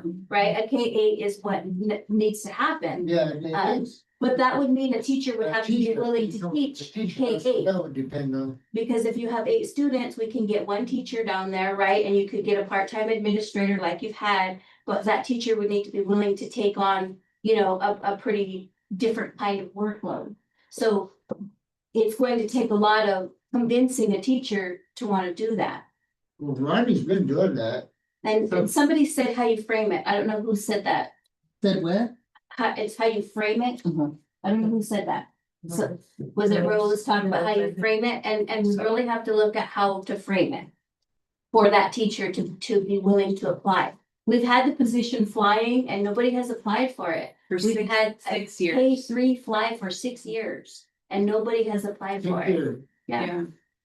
But we do have some people in the community that are working on their credential. I know, and she said her name here, but one for sure, and she desires to work there, but she does have 2 more years till she's complete with her program. But I mean, I know that's a long ways out, but I know she does desire to invest and be there till she retires, like she just said. But that, we have one right now, I can't say the name just because we can't say personnel out loud right Right. now.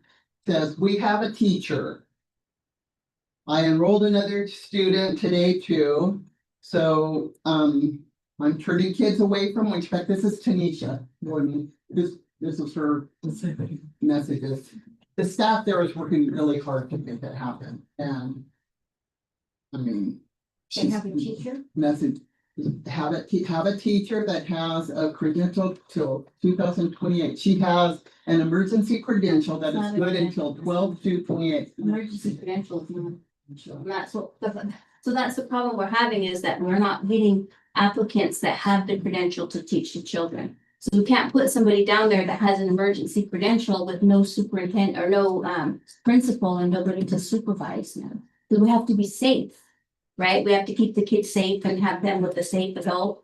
And so if we could get a teacher there, I don't think anybody here would not do that at this point. That's really where we are. So I'm thinking that very committed community that could make it happen by the time school starts. I really feel. I think so too. I do too. And that is also in Tanisha and Pierce. I don't see why the principal can't cover the whole, like, Orleans, Witch Pet, Jack Norton. It always was like that. Why are they just doing Jack or Witch Peck and Orleans and they're leaving Jack Norton out? Because if we had a principal, then I don't think there would be this problem. And I think that you guys should have been finding the position all summer for that K through 4th. I think we need a K through 4th. And I think we need, a bigger grade class too. And I think you guys should have worked with, our local teacher to keep our local teacher here. And that's what I said last time. So. When I grew up there, always the 4 through 8 was always the principal. Can you please stand up? I can hear better when I see her. I'm so sorry. When I went to school there, it was always the 4 through 8 teacher was always the principal. And that's the way I grew up in. I always got school the whole time. So it was always the 4 through 8 teacher. It was always like generally a man or wife did it. That is a possibility with a credentialed teacher. That definitely is a possibility. Well, I mean, what about Rodney? He's there. He transferred. We can't talk about that. Oh, I'm so that's sorry. quit. They just made a motion for him to be hired at elementary school. Pardon? It's so he's at the high school? I would say he wanted to keep going. Yes, I But think that was a mistake. he's kind of his boy's supposed to go to move him, the magnet school. So you can't talk about personnel, like legally, we can't talk about personnel. But what we can tell you is that the school is not closing because of student numbers. Yeah. We just don't have a teacher. Now you can 4 through 8 at all. That's the issue. I didn't know that. Yeah. That's what I'm. And if you know a married couple that would be willing to move there, that would be wonderful. But Or that they lives there. That aren't in their. Yeah. They wanna come on and retirement. No pressure, David. Just tell Hunter.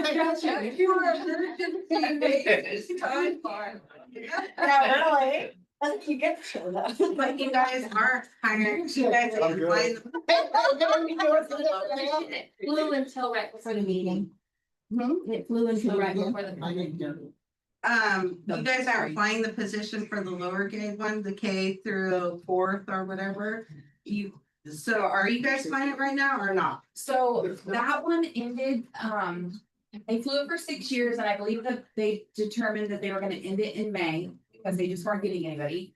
And then when this all happened, we were like, oh, well, maybe we should reframe this and really figure out what the community needs and then refly it. And so we are getting ready to post it again, but I wanted to make sure we have the $10,000 from the tribe and all of that on there. And really also make sure, is it K6 we want? Is it K8? Like what are the needs and how many kids in all those areas? So we'll start reflying it again within the next couple days, but it'll be a different flying. It won't be 4th through 8th like it was, and it won't be K through 3rd. Thank you. Yeah. Do all we can, that's all we do. What was that?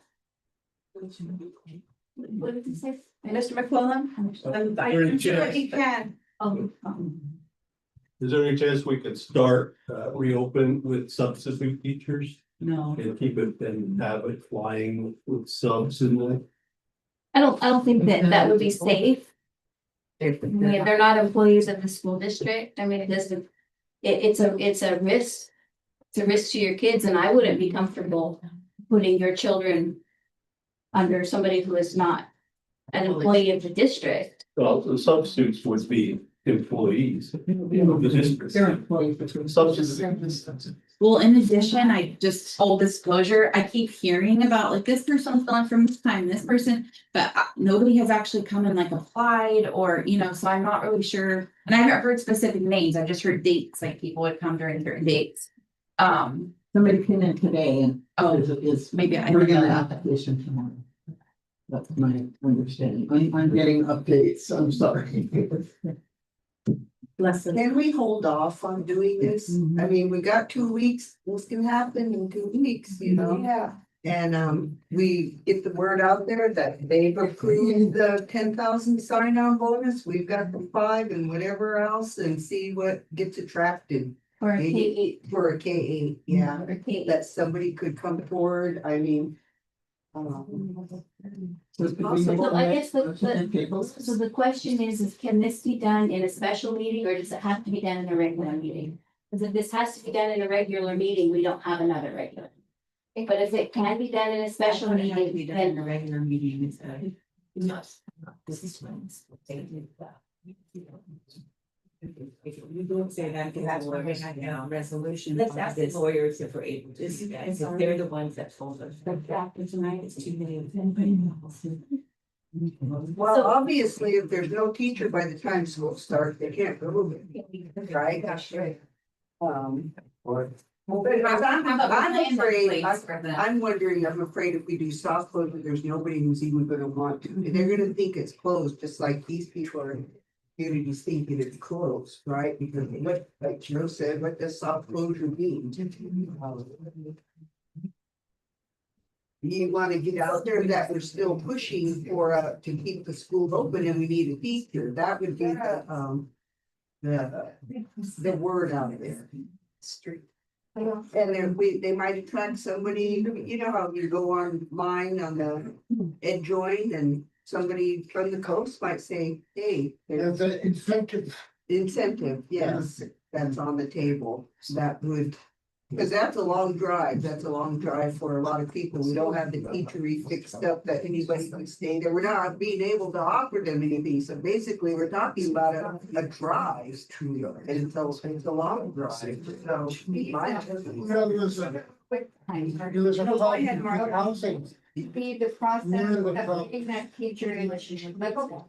It's huge. It's like, it needs to be taken down to studs pretty much, or bulldozed and then we put up. I mean, I think it is possible though. It's just gonna be a big project. So The there's. thing of it is, it's also on school property, so you have to have the state architect. Yeah. There's a lot of rules that went in on school property now versus back in the day. I mean, so you gotta think about that. I mean, you can't. Cut the moves away from. You can't smoke, you can't. There's is there possible a house that, you know. Something, so there's something about the housing, that there's public housing, the community got.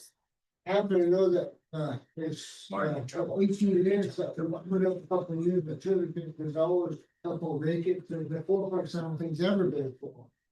So, but it works something with the housing in terms of like house, that's not too far, where you could depend on, that's a reasonable guide for somebody. Or possibly can work some kind of housing, situation with the housing board, to be able to get housing. If we get off of that, then better. So I just think that, I guess it's. Whatever happened to that old cabin that animals and, At the school? no, it was a cabin, I was down by Ryerson, it's still there. Oh, that one, it burnt down now. Oh, it did. I've got a comment. If I could add. You have a formal request into our Yurok Housing Authority. There's new apartments at Tule Creek that they could make available for a teacher. I just haven't heard the results. They discussed it today to help recruit a teacher could get one of those slots. So And then if that happens, can you like text me so I can add that to the posting right for away? sure, Okay. They've allowed that before in our recruitment of Head Start teachers for KPL. To move that teacher up the list and get one of those vacant, they are vacant, brand new apartments at Tule Creek. That's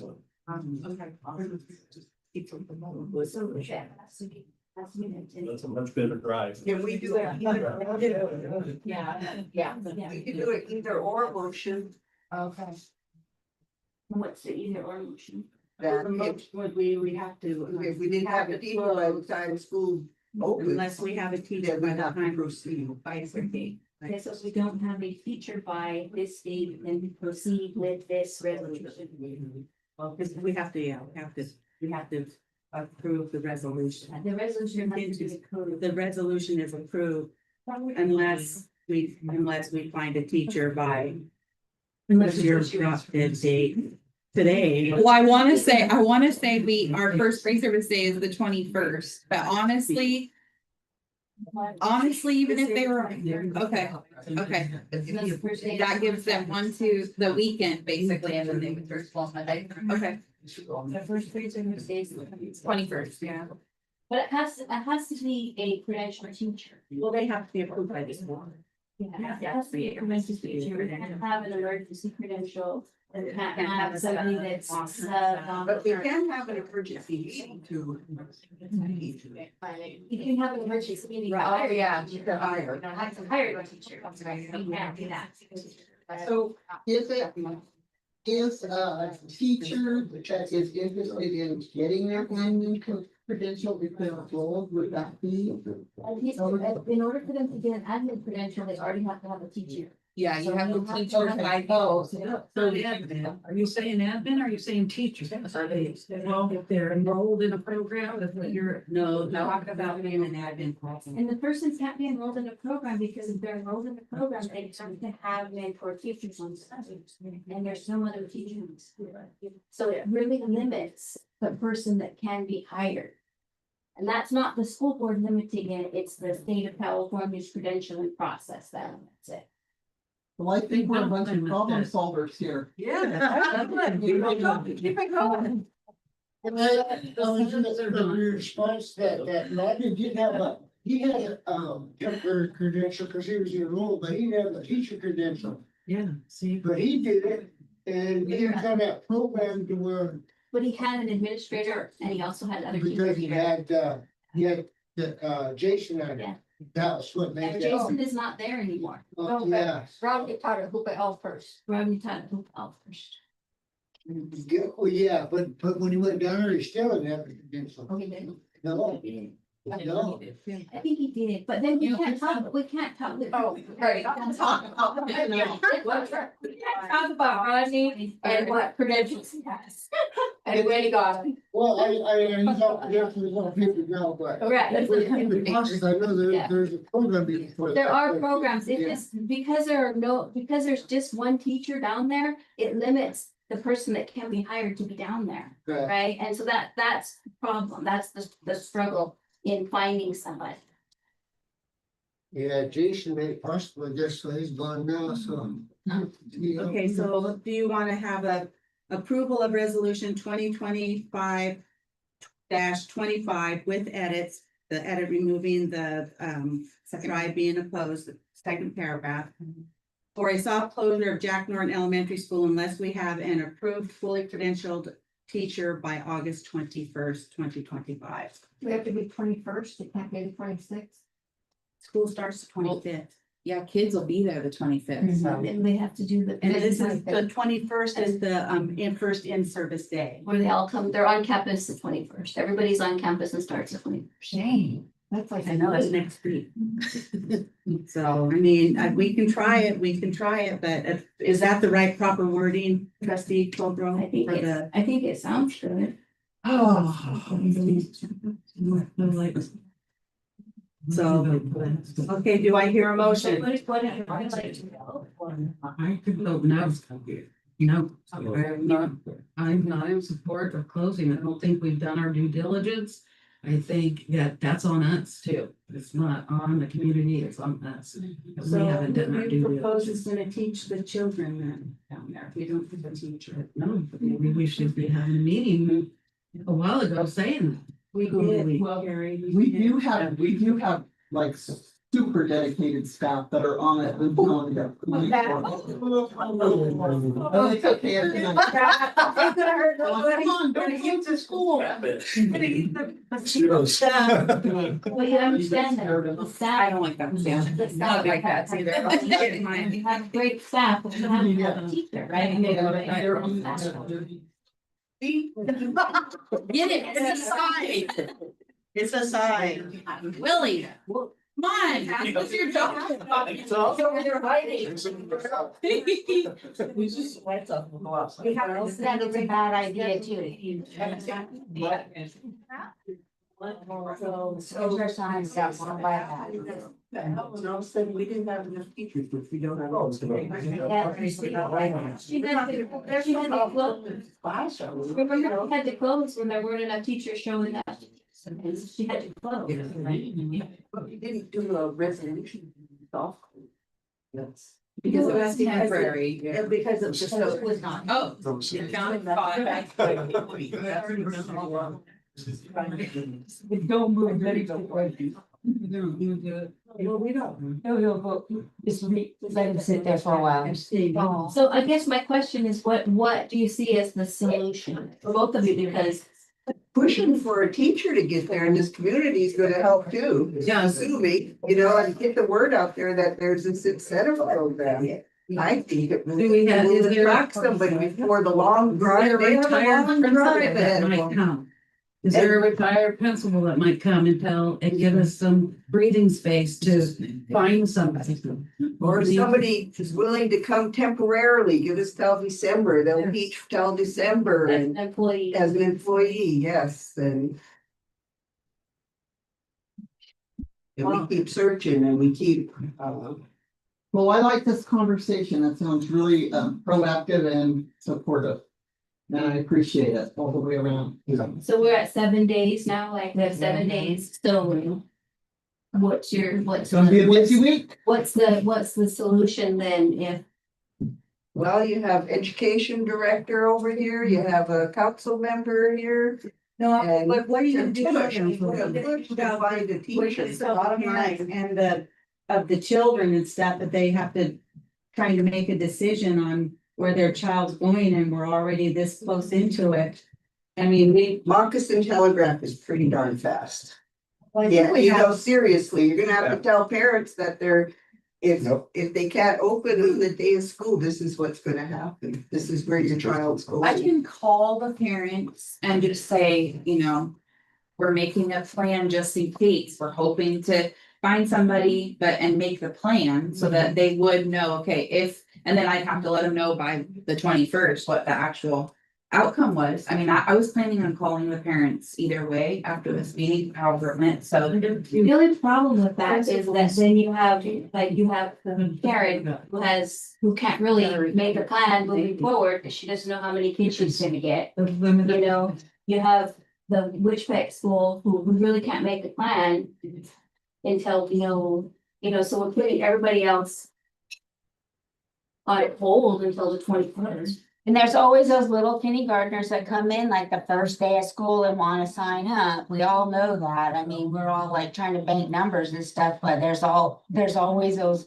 ones. I mean, we're like always looking at numbers even locally here and you can't, and they flock in at the last minute and start signing up their kids like to come to school, so. They used to have kids come in and find themselves. And I'd hate to see somebody get turned away at Witchpeg or not still have the capacity. We already know. we're over They capacity. can't, we legally can't turn them away. If they live there, they have a spot, like that, it's not. Well, but what I'm saying is that if we're already stuck in a bind of where we're, thinking of the option of closing and we don't want, I would leave that off.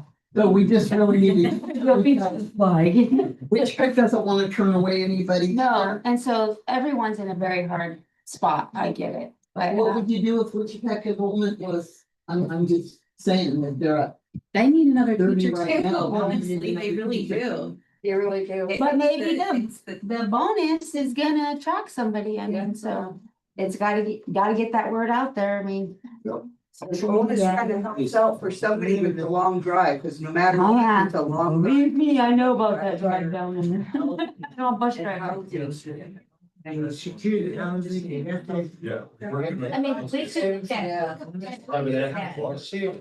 He's advertising, reframing all of this and opening as a K-12 January. Sorry. Sorry, no. Whoa, no. We fought. I'm here. Future I teacher. it was an accident. I paid second semester, that I think we could look at. If, we could even try to do that if we don't have a teacher. On the 21st, what did you say? That's right, for 23rd. Oh, yeah. But I think that maybe clarify what a soft closure is. Look at your tweets. I still think that people don't understand what a soft closure is. It's not a permanent closure. There's a lot of steps that you have to go through with the state to do a permanent closure. And, it just makes it permanent, and a soft closure leaves for room for us to say, okay, then, there's different reasons that are listed on CDE. Enrollment is one of them. Lack of staffing is one of them, increased costs, like all these different things. And so it does, the fact that we don't have a staff member, the key staff member, a teacher, it falls under that soft closure language, but it doesn't say like, that it has a certain amount of time. It doesn't say that it can't be a certain amount of time. So I feel like it's a little open, whereas like if we were doing the opposite of that is just the permanent closure.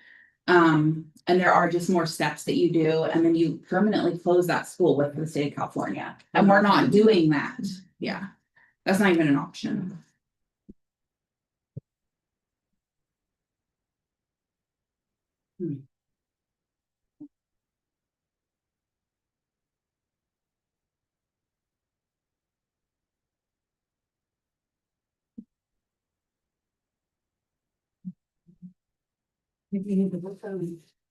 With the help of our community. Well, I think that, I know that Jacqueline has had discussions with the chairman of the Yurok tribe, and they have dedicated that they will soon be discussing that site. I think there's interest in possibly a charter school. I know that he's gonna work, he's willing to work with us, and we're willing to look at the tribe regarding still using the facility for community events or those types of things. So it's not like it's just not gonna be accessible to the community at all. My concern is we have tonight to make some type of decision on this, and we don't have a teacher and we don't have an administrator. So, I mean, I think that we have to make the decision to soft close unless we find a teacher. Maybe we can do it clear tell. I mean, I like the idea of maybe we'll find someone in December or later but I just don't think we're gonna find a miracle that happens in the next week. I think it was something that we need to really work on. But we've got for our children and for the staffing of Orleans and Witchpack and the busing and, you know, parents, we have to make a decision so that they know where their kids are likely going and what's gonna happen. We can't just push it down the road. We have to make a decision. So I have another question. If we do, it sounds like the current staff at Jack Norton and Witchpack have a long-term sub with emergency credential or whatever that credential I just read she sent me is. If we had, does it have to be a full-time admin available to her? Because I don't think they've ever had that. No. If we had a part-time With a admin. credential, an emergency credential, you'll have to have a credential On site. on site. And we don't even have to have an admin. Honestly, That's like the yeah, admin. I can be the admin. That's honestly not the problem. Like if we had, it just has to be a You need a credentialed teacher. We need a credentialed teacher. If we had a credentialed teacher, I'm not gonna be down there every day if I'm the admin, because I just have. Neither was any of the others. Yeah, it's always a shared job. I think it is. And the staff ran the school. Yeah, that's not my concern as much as the credentialed teacher piece. Okay. It can't, yeah. It's like, even if I was a really good sub, if I don't have my credential, I'm not really gonna have to. In an emergency, it has to be a solid Have to get credential. An emergency exam, not one to. Okay, so it gets. Well, I like the idea that Jackie had, which was contacting the parent and explaining the situation. That if on the first day of school, we don't have a teacher, this is what your child will do. And so I'm wondering, since if we have that plan in place. And so if it turns out that we get nobody. Then we do the soft closure at our first board meeting in September. And if we have somebody, then we won't have to do anything. So we don't have to do a soft closure and we don't send students there and we can still send them other places. I mean, clear the Orleans, so long as you know what I'm saying. Right. So we don't make the official decision. But we have a plan. I just have to have a plan for We those have to have a families. Like plan. I it's. mean, they have to know where their kids are going So you before the better first day have of to school. tell them where they're to go on the first day of school. Right. There's no teacher, this is where you're going. Well, you know what, And so then we move forward, Karen moves forward with her plans, Missy moves forward with her plan, everybody moves forward with their plan. As We if, contact with parents as if as if we're not going to have a teacher. And then if we don't have that teacher, If we do have the teacher. well, if we don't have the teacher, then we do the soft closure at the first board meeting in September. Yes. but what if we do get a teacher, then you gotta change all the Then plan. I'll be given the happiest pulls of Yeah. everyone's Right. everyone's life. That'll be The parents great. that live in Pequot. Right. So the people who are negatively affected by us not making a decision tonight are going to be Karen and Missy.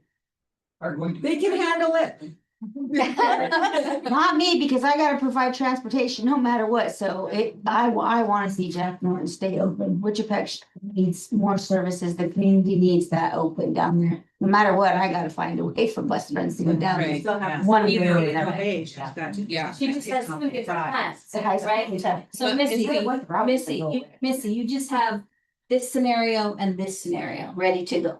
Missy always has. I have to, Parents plan I like, it doesn't matter, I have to have that run, no matter what happens here, I have to have a run down there. We So don't- that doesn't change anything. It's change, not the, right, And the way you go, yeah. you're either going down this way or you're going down that way. either way. So you just have to have two scenarios. January operates, this is the scenario. If it doesn't, then this is the scenario. But she These comes kids are- out of there no matter what, because she picks up all the high. That's school just kids, so- transportation. Yeah, she's gonna pick, She that's has to what come I'm out. saying, that she's gotta be able to take them to Jack Norris. Got it. Just because he's Yeah, not- it doesn't change. I gotta start at the end of the road no matter what, cause I got kids at the very end of the road, so my I routes, just want it to reflect the needs of the community, and so if it's a K. my routes don't change. That's what the teacher is taking on as a K through 8, then I think that's a. So I'm gonna fly a K-8 position, correct, Ward? Okay, I'm just checking. With Not- $10,000 fee, yeah. And We can have a fly from and he's checking on housing tomorrow. and somebody's checking on housing. Actually, it's 10 from the Arab tribe, 5 from the school for working downriver. And then it's another 3,600 for a sign-on bonus, and they would get first, the 1,800 the And first mileage, year too. and And mileage. 1,800 the second. And another part, I can't put that on there yet until that's like, I don't wanna put, yeah. Okay. Really, James. Yeah, 30. Yeah. Unless they live in too, unless they're eating their private. But Yes, I mean, I agree. it's scenario. Right, so I just want everybody to understand that this is a scenario, but the position has been flying for 6 years. So we need to keep that understanding, right, that it's, if this happens, this is wonderful. So what I'm saying is the position has been flying for 6 years and we're hoping to get it filled in a month with 18,000 in a week. I'm sorry, in 7 days with an $18,000 bonus, you know, and that's possible. And then they're gonna check on housing. It's possible.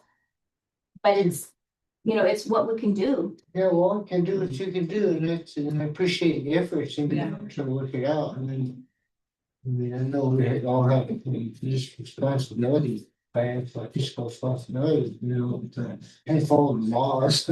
Yeah. We do have to follow ed code and the laws, otherwise we just put anybody, you know, that's the thing.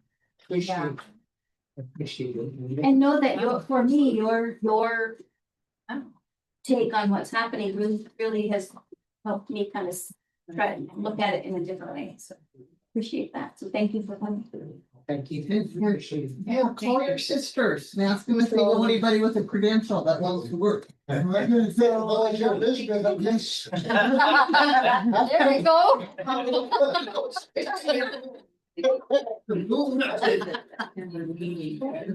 We find out what happens. Does that sound good? I don't think we have to pay. We should give it a try, anyway. So no actions can be taken. Okay, so we're gonna table this, But we have a plan. but we have a plan.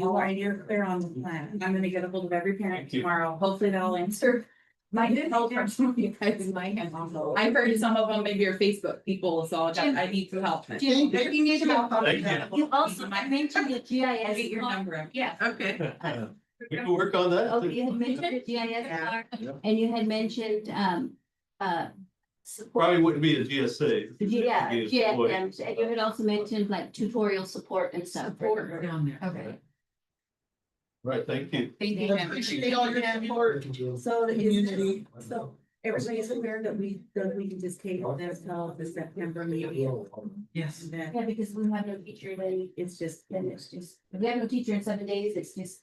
So if there is somebody out there, please send them tomorrow to the district office so we can get things going ASAP. If there is a teacher out there, you know somebody. Definitely. Thank you. Thank you. Thank you. Appreciate it. Right, stay. Mindy, Thank you, Mindy. it has to be a credentialed teacher. Right. Well, I want to, I mean, and I volunteer to help the teachers, but their classroom. Help the teacher get their classroom ready. I mean, if I can't. Yeah. I can't teach, I got a bunch of other stuff going on, but I can come in and help them get their, you know, whatever they need.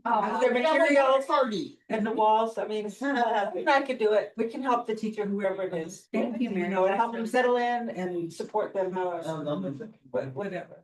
Made my promise in front of everybody, so. Thank you. Thank you. I just wrote it down. I just wrote it down. Yeah.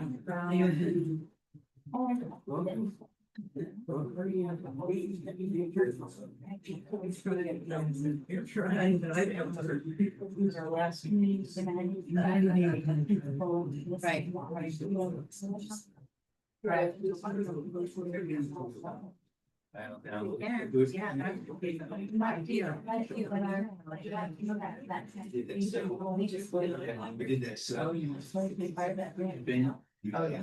Well, we're gonna have to worry and say.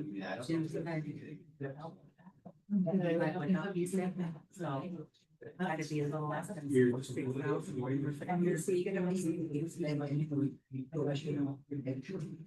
Okay, well, let's move on so we can go ahead. We have the approval of the memorandum of understanding with Klamath Community Teachers Association for mileage and related AB 1200 fiscal disclosures.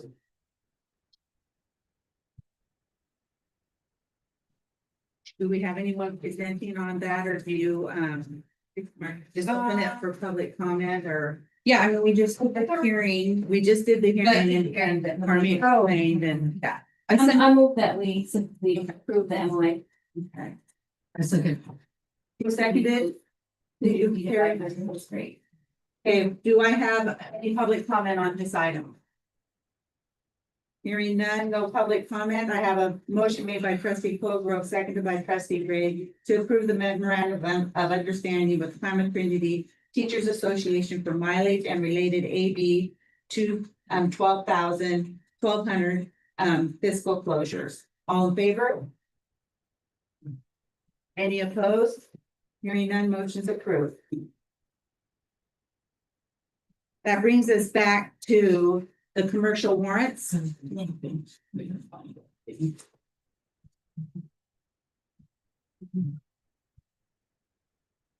Do I have any public comment on the commercial warrants? Okay, public comment is closed. Terry, you wanted this item pulled. Okay, I wanted it pulled because there's an item on there for NIEA for $669,000. And I can't find my phone now. Is this still something? Yeah, the contract. And the only reason I want it pulled here is because getting right here, 59. 59. 15, page 59. And the only reason that I wanted it pulled is because we did not pass this correctly through the board. And so I would like it to be put back on the board agenda, our next agenda, and pass it correctly, even though this check has already been shipped out, is what I'm hearing. Right. So I just felt weird about I'm not finding it. approving. It's on page 59, Yeah. Martha, and it's It's $669,074.47. It's on about the bottom quarter of the page, on page 59. National Indian It's the Education NIEA. Association is the, who it's written to. You know, where is it in its sense that we didn't pass it correctly?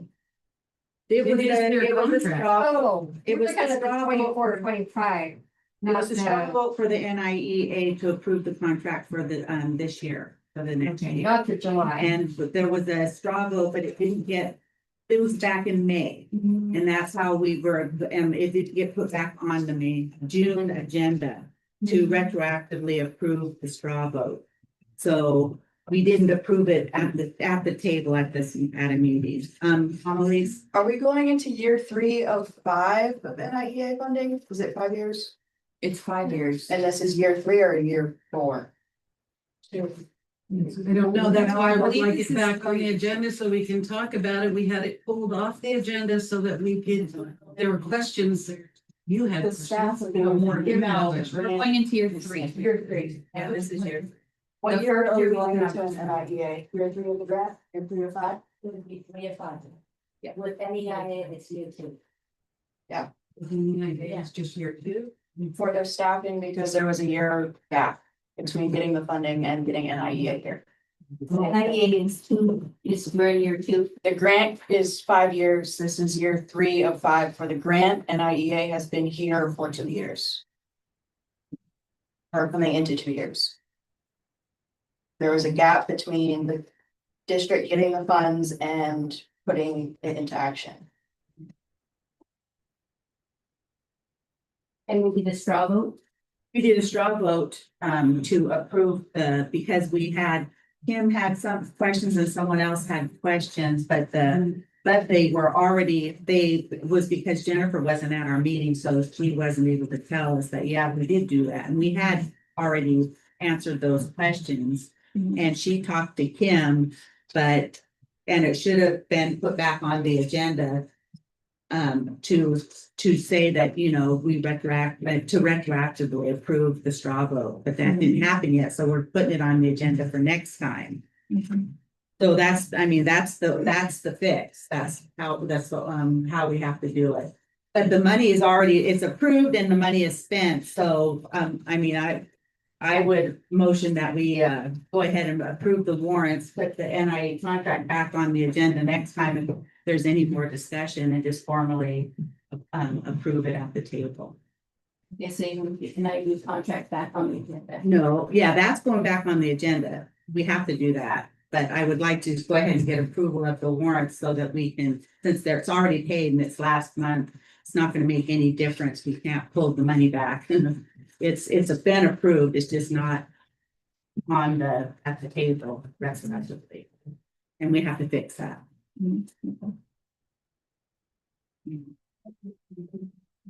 So do I hear a motion? I'll make a motion. I'll say. I have a motion made by trustee Jackson, seconded by trustee Colgrove to approve the commercial warrants for July 2025. All in favor? Any opposed? Yes. One opposed? Did you get the vote? Motion is approved. Next, that brings us to the ASB warrants. And I'm just having, it's just kind of hard to follow when everybody's got a different format. And Can you require that everybody needs to send? Yeah, that's gonna happen. We have, we're purchasing ASB works for the schools to use. Okay. And so Carly and Debbie did like a training and checked it out, and then we decided that's probably the best thing to go with, and so, And all it's of specifically for ASB. All of the schools will be using it. okay, I would like to request that the district pay for that program and whatever licensing that it needs, that we absorb the cost, not the ASBs. Yeah. Oh, that is right. Yeah. and it's not here and I'm not finding it. Also, there's a bunch of the parts that are like not reconciled. So are we, yeah, so I don't know. So on these then.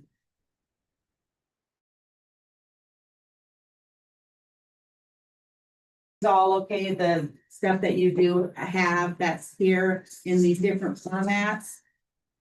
Right, I don't even know whose responsibility it is to check these out, because it's not on, So what those are just site those are, principles, I guess it is. yes, it is. And so if there's any question in regards to any of the warrants that are there, it would be best if the site administrators were here to answer those questions. And as far as reconciling, it is the bookkeeper, which is normally the school site secretary, that reconciles and turns it into Debbie here, and she double checks, and she puts out emails every month requesting the reconciliation, and some adhere promptly and some don't, unfortunately. Well, yeah, that's this is the part that I'm concerned about. So It's not, there's, some are reconciled, but many are no reconciliation. Then you got not reconciled, but here's the bank statement. I don't, the principals are included on that email because ultimately they are the responsible for that school site and that ASB account. And so we include. Can we? Yeah, I'm sorry, Carmen, I just interrupted you, I apologize. Go ahead, Carmen. So, Sorry. So we need the site administrators is what you're saying. Yes, to help assist with the site secretaries on getting the reconciliations. We've had discussions in the past about providing secretaries time to do that. Some of the sites are a little bit bigger. Some have just a couple of cents that they have to reconcile, but when we are audited, they pick certain school sites and not every school site is chosen. And so when they pick a school site, if that school site unfortunately does not have the reconciliations, it's considered across the board that if they're not doing it, nobody is, or everyone is having a tendency to not have things in order on a monthly basis. So do we have any from Orleans that are not reconciled? She's the only administrator here. I mean, there's not, There's no administrators are here, so. So This this- can't have it answered unless it's Orleans, Yeah. I don't think it is. Yeah, there's some not submitted, but yeah, my concern is I don't want to pick on anyone. Yeah, I I know. just want to bring it to your attention. It's not just that- specific. to Yeah, one. it's not. It's not. Nobody's doing it right. It looks like very. And I wanted to do it right, because the program, if with that ASB program, they'll be able to not only enter all the information in there, but also reconcile it right in that program. And spit out a report. Right. So So- that's. Look the same. And it'll all look the And the same current and programs that we do have do that. It's just we're moving to something a little more specific. It's almost like having a clean slate. And Just so that starting. there's no more pointing the fingers saying, I can't get this, I can't get that, because that's what we're up against right But now. QuickBooks, that's what you guys still have? Yes. So they just went totally online, so you can't Yes. even use it anymore unless you buy that. Which we do. What is We it? have. It's like It's very $700 expensive too. a year. It's very Oh, expensive. this is ASB Works is gonna be more expensive, but it's gonna be a clean slate so that everybody is on the same page. Now, some small school sites, they're not gonna get it. We need to speak to the auditor in regards to if a school site is too small to have to adhere to a certain process, because that's what I keep hearing, we're too small. Well, our auditors would disagree, and that's why we have audit findings, and they say you need to find a program which all your school sites have to use that program. And so if it means that a school site is too small, then maybe they should close out their account entirely. But that's not up to me. That will be, again, it's utilize the system we have and not create our own, because if it's on an Excel, so we already do an Excel sheet just to give to Debbie so that she inputs every month those The bank same. reconciliations. Because at the end of the year, we have to put it into the district's fund, which is Fund 08, and that's the ASB fund. That just became a GASB requirement. So when we have the Excel, that should match with the bank reconciliations. So I'm confused. So we're not getting that program for everybody? Yeah. We are getting it for Hoopa High, because it's the biggest. They have about 38,000 in their account. Trinity Valley and Hoopa L. But we're not getting it for the other schools. Well, I can include it. But we are. We're gonna do it for all of them. Oh. And I'm just being told we are. Okay. We started with the three biggest Because sites. we just became not the same. No, well, Yeah, no, we just trying to get, and I don't care about all that. I just think that when we look at this, it'd be nice if they all look the same. So we're looking at the Absolutely. same information. Some of it's gotta be landscape and, Absolutely, I I mean, agree. so, and it concerns me when I see no reconciliation, not reconciled, because it's only a quarterly report. I mean, you Correct. should be able to get that information Correct. to us, because otherwise we're looking at this and it does not look good. Terry, please, is this new program that you're talking about, when we look at it, because my biggest concern is that if we look at the not just the checks, that we look at the ins and the outs, the debits and the. So in And the following interest. other districts, it's just the commercial warrants for which you would be like our commercial warrants. So Well, then how do we, okay, so I see. you like, get it quarterly where they would reconcile. That's where you would see Would it show what it, outs and ins, like fundraiser? I don't we spent know if the board, $1,000 and. if the board would be in that much detail, just because it's. I mean, if you're asking your site administrators to give you full access, I mean, that would Well, this, probably ask. Trinity Valley Elementary School, okay, we got the ins and the outs. That's what they provided, but they also had all their warrants. They included everything. I'm just saying, What that system do is you what guys I use? would like to see. It's I would QuickBooks. like to be able to see that they had a, because if you have a check written to Fred, I don't care who it is, written to Fred for $2,000 for a fundraiser, and then you never see if the fundraiser made any money, or if he took that money and. That's But what, if that's you what come we back do, in. that's what our auditors will do, and we check the binders, that is what the district does. They look at that, so we can assure you that these things are happening. And that's where that part of that big paper process is, whenever you do a fundraiser, you say what you're gonna do, say if you've done it before, how much you think you'll make, how much you spend, and how much you actually made. So those are all done. We just don't see them, but that's not really. They are. Well, they're supposed to be all. They're done. They're supposed We to. still tell don't them. have. That goes to the auditor too. Yeah, that's all part of the auditors. It's all part of the audit. Okay, well, that's so long as this is, we're moving forward, because I know I mentioned this before. Last year or two about it, and nothing seemed to have happened. And And sure that still- everybody's gonna be on the same online. And everybody's gonna be, and we're not gonna see no reconciliation anymore. I hear you guys. I got it. Well, if we have that program, there wouldn't be a reason to not have a reconciliation. Yeah, I think, and I looked at it, looks user friendly and be good.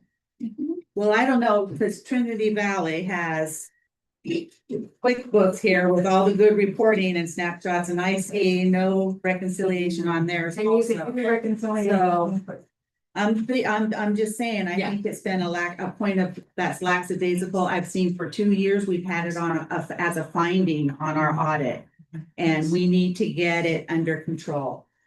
So it's not another finding. That's all I'm saying. So what's the cost of switching it over? We missed one. So far, it's gonna be about $6,000. each side It's or gonna, together. for the 3 schools, it'll be $6,000, and after that, it'll run about 3,500. But if we're including one more school or 2, then that is gonna go up, so I'll get another quote to increase that. And then it's a yearly that the district would pay. And so if it's probably gonna be another $3,000 to get that all implemented. So if we have sites, then, so does that mean like the QuickBooks can be canceled? Absolutely. So you'll cancel the QuickBooks Yes. and use this other one and. And right now, just so you know, we put out the spreadsheet as to what this company needs in order to help them integrate the information into this new system, and we've received nothing from the site secretaries. So it's just waiting. They Hopefully, just are enrolling people right now and a lot of stuff, but I think. Is it on your list? It's on my list right now. Okay. It's on my list, I got it. Okay. Cause I. All right, well, I don't wanna talk this to death. I just wanna get it going on, we're all on the same page. and they're gonna have training. So should we go ahead and approve these? Do I hear a motion to approve these in the, as they are? It's a little hard to read them and stuff, and they're all different, but. I mean, I motion to approve.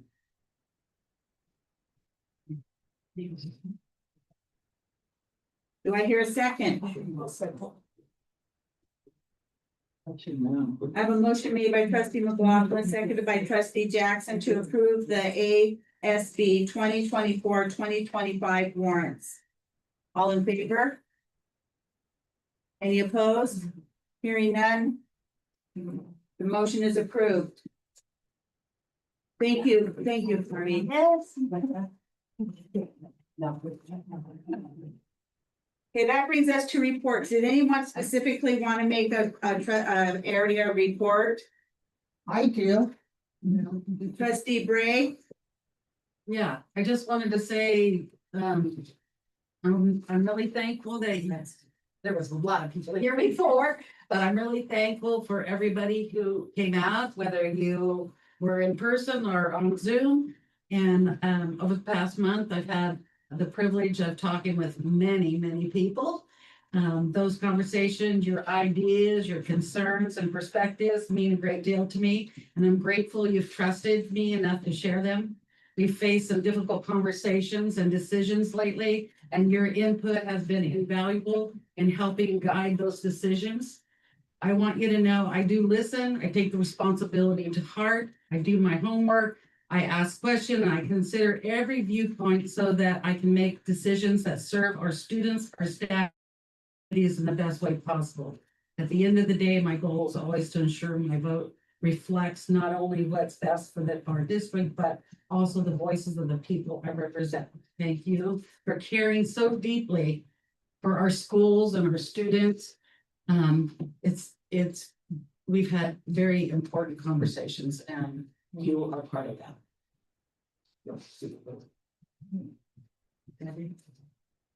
Thank you, Terry. And trustee area 2, which is me. I just want to thank everyone for coming in.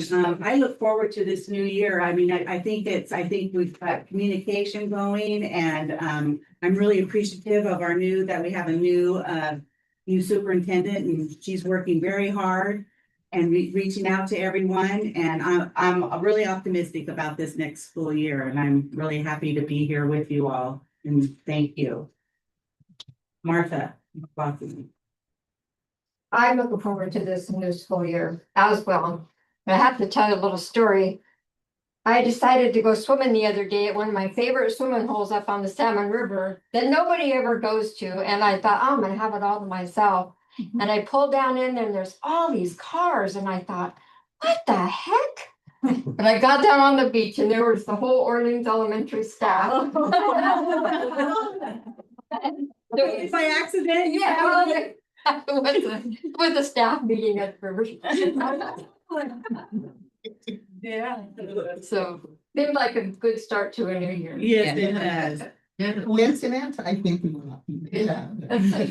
Trustee Colgrove, area 4. I'm looking forward to the year. I hope that we can work together and try to come up with some solutions that are gonna serve our students. And kind of do it in a good way. I think that I'm really hoping that we can, we have a new superintendent, and I'm hoping that we can approach things and have a lot of discussions, and that people are comfortable coming in and discussing things with her. I'm really hopeful. I desire that as well. Trustee area 5, Frank. So let everybody know, thank you for coming in, and I really enjoy these types of meetings where people come in not heated, but concerned. And I listened to it, and I'm with the Caduceus with Tigers. Yeah. Comments. It's a lot that we can come to a decision that's good enough for everybody to agree with. Then some things that were said, like you guys, you board, you guys, it's like we're all just one person. But we are one body. But nobody wanted to close that Jack Norton school. It was about logistics. And I didn't hear no personal thing from the crowd, and it was pretty cool. And looking forward to the school year too. Just want to let Jacqueline know that you got my full support. Yep. I am overwhelmed in a really good way with the support that our community has shown in this support to keep Jack Norton School open. I'm a believer that all of the students in our district are our kids. And I felt that really strongly in our hour of need. I feel I got calls from all over, totally supportive. What can I do to help? What can we do? People that I haven't seen for years are calling me, and my service isn't really good, so I'm kind of hard to reach sometimes. Sorry, David. Pull up this weekend. But thanks for showing. And I am just so touched by the commitment of our communities coming together to support our kids, and I couldn't be more appreciative. So thank you so much, and thank you, board. Also, I'm proud to serve on this board. Do we have any public comment on non-agenda items? None, hearing none. How about Indian policies and procedures? Oh, Leslie, I was looking how you did. You're not on the list, Dana. Oh, my lord, that's on me. I'm sorry. I'm so sorry. Last but not least. Thank you everybody for coming up before I get out everything that was said. Oh, my goodness. Thank you for being so patient. My mistake. I'm sorry.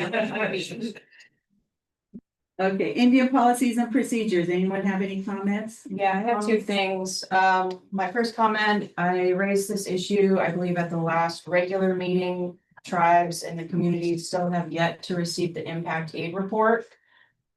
So I know a lot of people have been talking about test scores and how well different schools are doing in regards to our Indian children. However, we do not have that data yet from this past school year, which is data from the previous school year. So we're still waiting on receiving that report. I've sent an email, I believe, to Jacqueline, Dana, and to Bucci. And Bucci said she would get it out by the end of the month. However, we're almost into the next school year. So I just wanted to raise that concern. The last thing I have, something that was brought to me that people wanted to ask and voice in this space, was if you could just kind of provide a brief recap on what's going on with the middle school at Hoop L. And what led to that decision, just because it was another just quick decision, quick turnaround time, not a lot of information about the meeting. And I was out of the area before I received notice, so I wasn't able to attend that meeting either. Yeah, so it started with the same kind of situation as Jack Norton, a staffing issue. There's quite a few things actually, but that was probably the main thing that kicked off like a catalyst of like, we need to figure something out.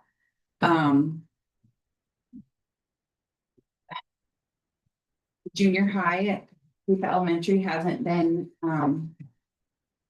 high functioning and doing really well for a while. And so there was definitely thought of like, we need to do something, we need to make some changes. There was lots of ideas that were thrown around from moving them to Captain John, and we kind of explored that, and there wasn't enough space there, like legally, moving them here to this area. Also wasn't a great spot for them. It was, I mean, there's no cafeteria, no gym, you know, all the things. And so we kind of landed on, you know, let's try out putting them on the high school campus, giving them more opportunity. So we would have had to hire 4 teachers for the middle school. We ended up, well, we've hired 1, but we're in the process of hiring a second. The high school staff, of course, high school is different, and I know they're different because they're specific on what they teach, but their ratio is about a 12-to-1, where with the elementary is a 17-to-1. And so it kind of made sense to utilize those some of those really strong teachers at the high school for some things. Of course, we do have a couple of new teachers coming in as well, providing kids with a lot more option too. Honestly, what came out to me, like being completely transparent and blunt, Jacqueline, kids haven't been learning. I mean, I had parents coming up to me, you know, my kid hasn't learned anything the last year or 2, or, you know, whatever. And that was really, really concerning to me to hear. And I felt like we need to get them into a better place, and there weren't any teachers for those 4 classes. There aren't any teachers. We did find one that's gonna be like an expert for them, and I think she's gonna be really, really good, and she'll be at the high school. And then just looking at models like that, so St. Bernard's is a 6th through 12th grade model. I know their community is different. I know the private school, so it's a little bit hard to compare. But as we were looking at it, some of the teachers at the high school that were part of like the loss review had also visited 7th through 12th grade programs that were kind of similar to our area, and they were super successful. And so I had a lot of conversations with different superintendents and, you know, what are the hard things? What doesn't work about this model? And they were all so positive. I know change is really hard, and I know usually you do take a longer time to make these decisions. It would have been nice to have a year to like meet and plan and stuff. But we didn't have that time. Like, we just don't have that time. I wasn't gonna let these kids go another year without an education either. That's what I felt pretty passionate about that. And as it stands right now, we like have most of everything figured out. The nuts and bolts of it are that they have their own classes for English, math, science, and history and PE, where they won't intermix with any high school students. Unless they can take a higher math or a higher English. I don't know that any of the students are ready right this minute, right now this year to do that, but I think in the future that definitely is a possibility. And there was lots of years when kids from Hoopa Elementary, and you might have been one of those kids even, that went over to the high school to take a math, you know, 7th or 8th grade. That's been an offering for a long time. That hasn't been happening. I don't believe either. And so, yeah, so I guess, and then they get an elective. They're gonna get an elective out of it. They don't have as many required minutes as the high school students do. They have exactly 60 minutes less a day, an hour, every day. So they can still get out at the same time that they would have and ride the same transportation, that they would have. They're gonna have a different lunch break. The lunch breaks are staggered. We would have liked to have made the bell schedule even staggered, to be honest, but there wasn't a way to do that, especially with some of the high school teachers teaching them a few you know, like some high school teachers have said, I will teach a class on my prep. I'm really excited about this. I think this is gonna be so good for the kids. And so we couldn't do like a staggered schedule because, you know, obviously they have high school kids coming in, they can't have like 5-minute difference throughout their day. But we did look at that. There was concern about kids being together with the high school student, like 7th and 8th graders being with high school students throughout the day. And really, there potentially would be in the morning, like during breakfast time. And they might see each other here and there in the halls, but they're really kind of going to be, I wouldn't say isolated, but kind of isolated to one area of the campus more so, except for that elective. I'm really excited about it. I think it's gonna be. I'm sorry to interrupt, but I want to remind Jacqueline of one of the real pluses. I'm sure I'm just rattling things off, sorry. No, this was something that was discussed when it was introduced to us, is that students are going to have a chance to earn high school credits, right? Ahead of time while they're in junior high. So there's potential, you know, those kids that are wanting to take a class that challenges them more, they can earn their high school. They also will probably be able to take, you know, potentially like CR classes sooner and things like that too. Yeah, I think it's gonna be really good. I did talk to some of the kids and I had kids telling me like, I'm really freaked out about this. I'm kind of nervous, you know? And I think it is gonna be kind of scary that first day, right? And even like the butterflies of school anyways, and then you have like, oh my gosh, the new setting and something different to get used to. But after I talked to quite a few kids and asked them like, what are you worried about? And it's for all of them, they couldn't really, it was hard for them to articulate, but really it came down to like just being on this bigger campus before they were planning to do that. So, but it seems like and that ADA is gonna really be being watched at those students that are attending over there. But we're really gonna keep an eye on that attendance over there in that 7th and 8th grade atmosphere. Once this all starts taking off. I guess I don't understand. The attendance. Oh yeah, what about it? Are they keeping good track? Oh yeah, like every period, they're gonna be on period attendance, yeah. Is that what you mean? They're beyond period attendance, I yeah. just would really be curious to see how they really are doing, because there's a lot of feedback in this community. I'm surprised that we haven't seen a lot more people, and I'm actually kind of disappointed because it's been a shell shock. You know, one thing I think kind of should really come to light, because this is, I look at it from the other side of what an opportunity this is for Hoopa L. Because I see the successes in our smaller schools, and I'm hoping that with Hoopa L having a lower population of students, that some of the stuff that our smaller schools get will now be happening at Hoopa Elementary School. I'm really excited for Hoopa Elementary School, and long-term, that is gonna be helpful in the high school. And then it would just be nice to see a lot of the feedback I heard back is why didn't we do it district-wide? Why was it just Hoopa L? Like The our- space. The model of the new junior high, I think I mean, I see the future coming to that, but I think a lot of the questions that come out is like, why did it happen to Trinity Valley? Why didn't it happen to Orleans? Why did it only happen to But I Hoopa L? think the opportunity is there for them. Yeah, They and want I it. said, it's just a model that they're gonna try right now, and so, I mean, we have to try something, we know the history of wise. And what I heard, the concern, with community members was to say, what if this isn't working? Can we go back Yeah. to the old model? Sure. And I would say, we don't want to go back to the old model. The old This is model working. wasn't working. Right. If this doesn't work, we need to find a model that does, right? So we'll have to come together and try to figure out something else, because what we've been doing has not been working for our kids. How many classrooms does this open up at the Bell side? Like classrooms, so there's 4 classrooms, 2 7th and 2 8th grade. Physical space. Yeah, 4. Four. And it equates to 3 sections of like 3 sections of English, 3 sections, at the high school. I mean, it's a little bit different. I'm just thinking long-term, if the district comes across more money and more people to hire to lower the teacher to student ratio of Bell. Oh, yeah. I mean, that would be What is our student ratio for teacher student as well? 17-1. 17. But we're levels versus 4 classrooms. And they're leaving, that's one really bummer part. They're leaving really nice 21st century classrooms to be in the portables at the high school. So that was a con, right? So they have to physically move because of the teachers at the high school or there. Yeah, that's a big part of it.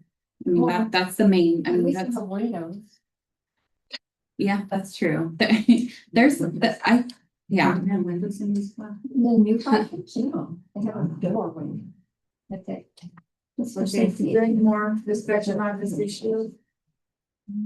Okay, and any further public comment? If not, I'd